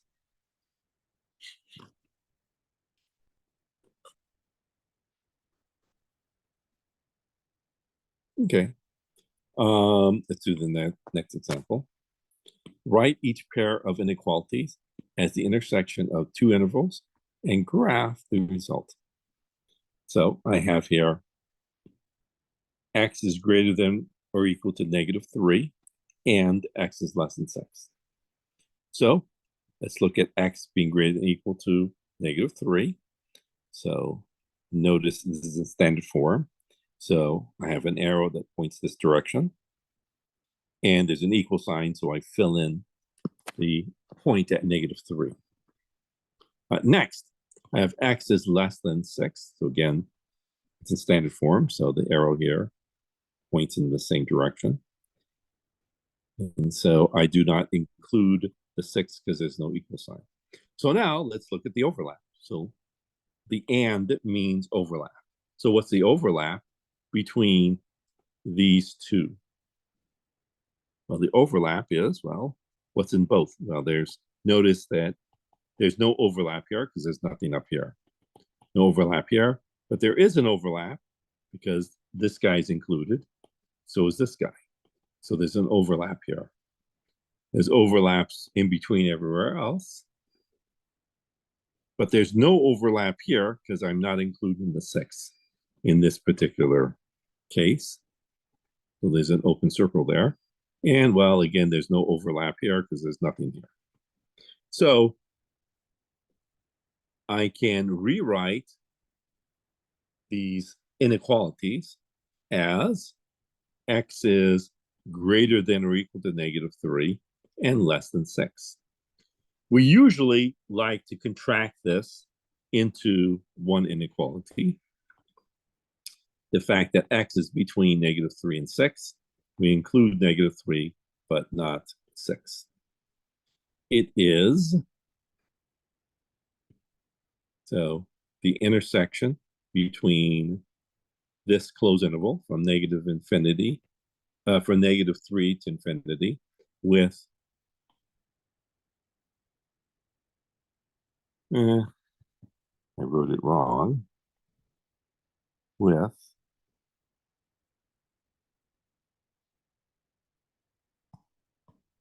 negative infinity to 6 is, I wrote that wrong, there's a typo there, is the half open, half closed interval from -3 to +6. Any questions about this?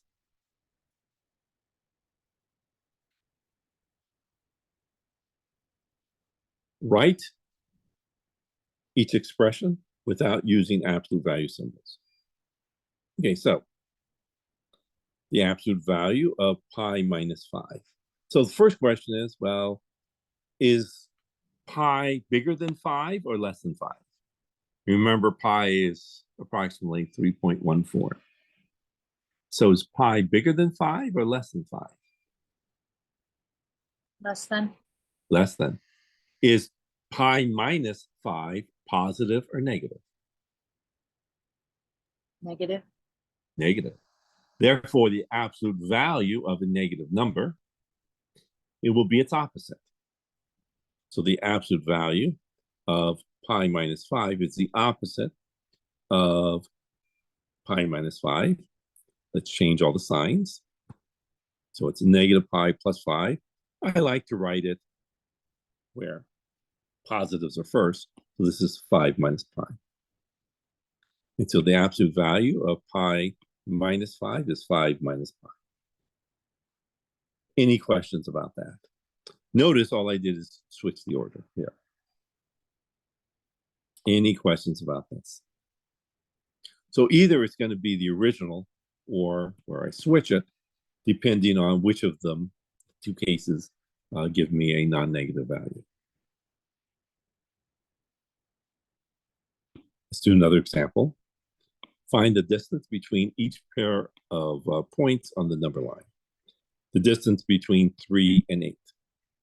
So I have here 3 and 8.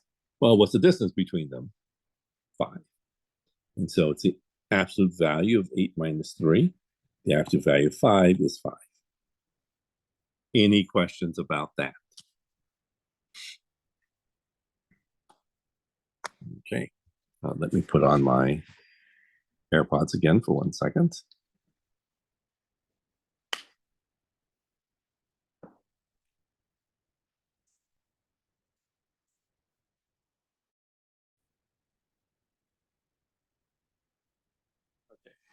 Okay, let's continue. Oh, that's it. Okay, so that's it for section R.1. Any questions on the first review, this first quick review of real numbers?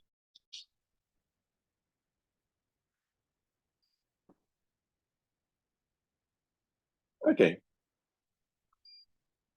let's go on to section R2. Algebra essentials. So factoring out the greatest common factor. In the following expression, factor out the greatest common monomial. So I have 25 y squared z minus 15 yz squared. So what's in common here? Well, let's first look at the 25 and 15. What can I divide both 25 and 15 by? What's the largest number that I can divide both 25 and 15? Is it 5? Yep, it is 5. Next, so the hardest part, quote unquote, for factoring out the greatest common factor or the number part, which actually is pretty easy. Next, let's look at the variable part. The variable part will be easy.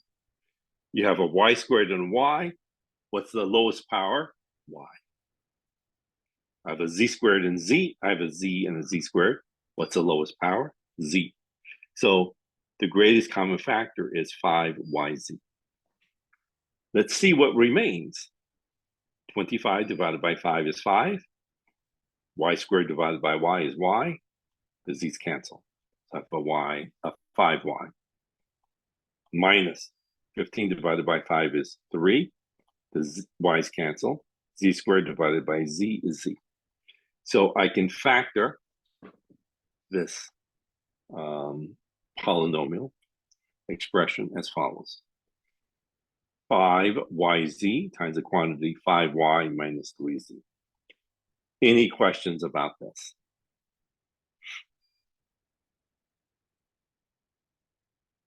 Let's do the next example.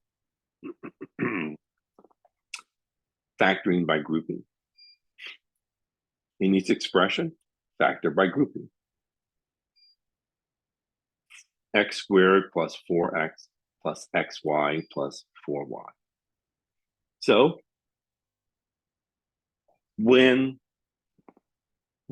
I'll just say that factoring by grouping is not really a technique. It's mostly an art form. So factoring by grouping, you can think of as art. There are no hard and fast rules on how you factor by grouping. So what do? Well, you try the easiest thing first. So how do you factor by grouping? Well, first, see if the easiest thing works. If it works, you're happy and you go on. If it doesn't, then try to switch the order of things. If that doesn't work, then you try splitting it up other ways. So, then it becomes, each time it becomes more and more of an art form. So let's group the first two terms and the last two terms. So I want to factor x squared plus 4x. I'll group those together, plus xy plus 4y. Now let's see what's in common here. Well, what's in common here is an x. So I'll factor out the x. What remains is x plus 4. What's in common here is a y. I'll factor that out. What remains after I factor out y is x plus 4. Now I see that the x plus 4 is in common. Once I factor that out, I have an x plus y. So this factors into x plus 4 times x plus y. Any questions about that?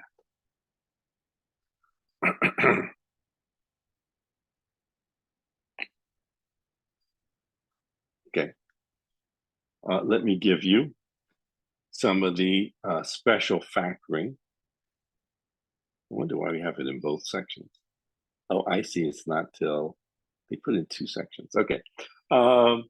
Let me have some special factoring formulas. The difference of squares formula. These are also the same as the special product formulas, but written as factoring formulas rather than as product formulas. And so the difference of squares, a squared minus b squared, can be written as a product of the sum and difference of two terms. And so a squared minus b squared is just a minus b times the quantity b, a plus b. A squared plus b squared is irreducible over the reals. And so this is the sum of squares formula. The perfect square trinomial formula, a squared plus or minus 2ab plus b squared is just a plus or minus b quantity squared. The sum of cubes formula, a cubed plus b cubed is a plus b times the quantity a squared minus ab plus b squared.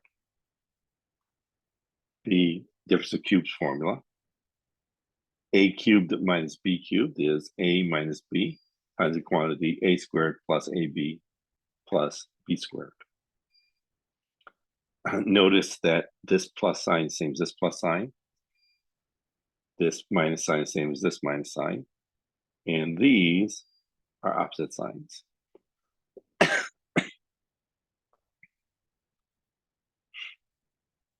Use the special factoring formulas. In the following expression, factor the difference of two squares over the reals. 81 minus x to the fourth is, well, 9 minus x squared times 9 plus x squared. I'm just using difference of squares formula. Well, this is also difference of squares. So it's 3 minus x times 3 plus x. This is a sum of squares, so this doesn't factor any further over the reals. So therefore, I can factor completely 81 minus x to the fourth as 3 minus x times the quantity 3 plus x times the quantity 9 plus x squared. Any questions about that?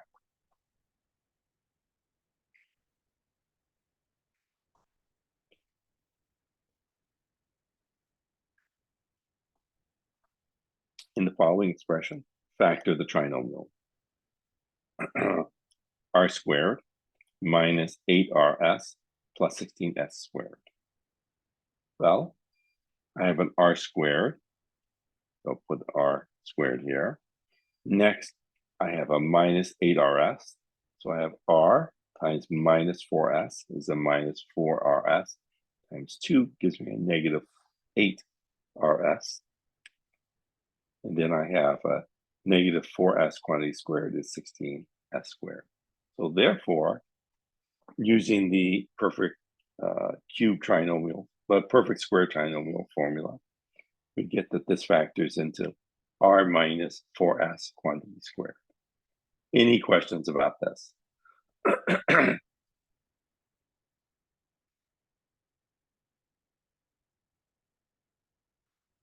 In the following expression, factor the trinomial. So we have here 8x squared minus 10xy minus 3y squared. So, well, the 3y squared is easy to deal with. It's y times minus 3y. The only error could be that this is a minus and that's a plus. Next, I have here 8x squared. So either I could have x times 8x, 2x times 4x. Notice that 12 minus 2 is 10. So I should have a 4x and a 2x. And now let's check. So let's see if our guess, this is the method of guessing. You guess the correct answer, and then you check that your guess is correct. And so we're factoring by guessing.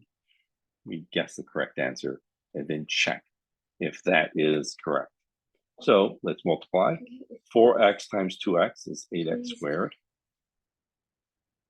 Call Joey. Minus Could 12 you call Joey? xy plus 2xy is a minus 10xy. Y times minus 3y is a negative 3y squared.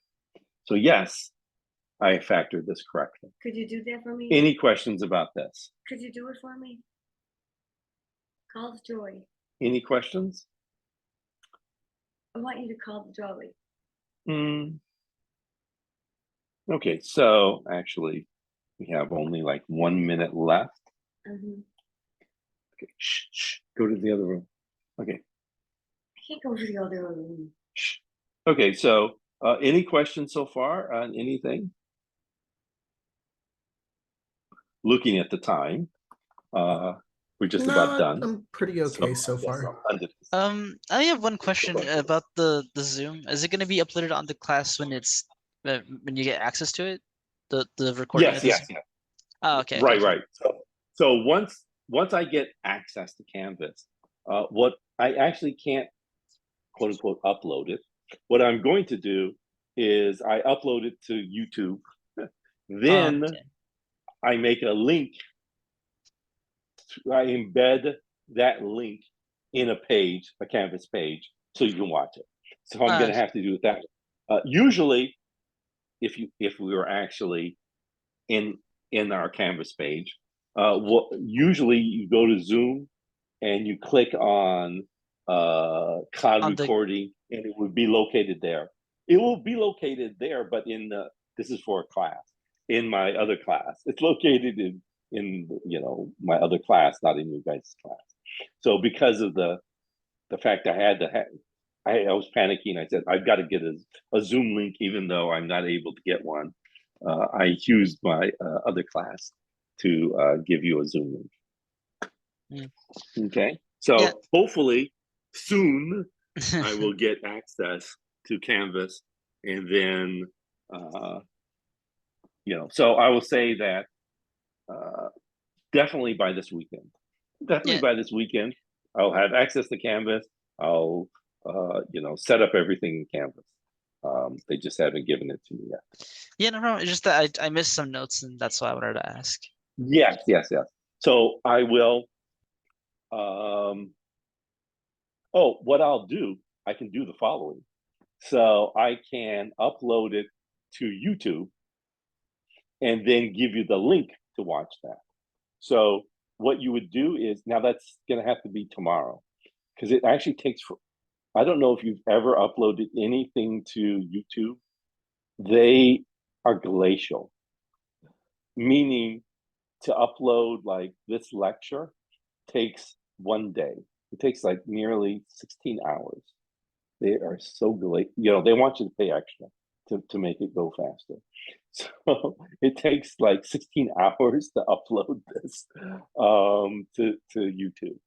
A 2.5 hour video. Can you do this? So, so I would say if you give me, send me an email. Oh, by the way, even though people know my email, let me do this. Yeah. So right.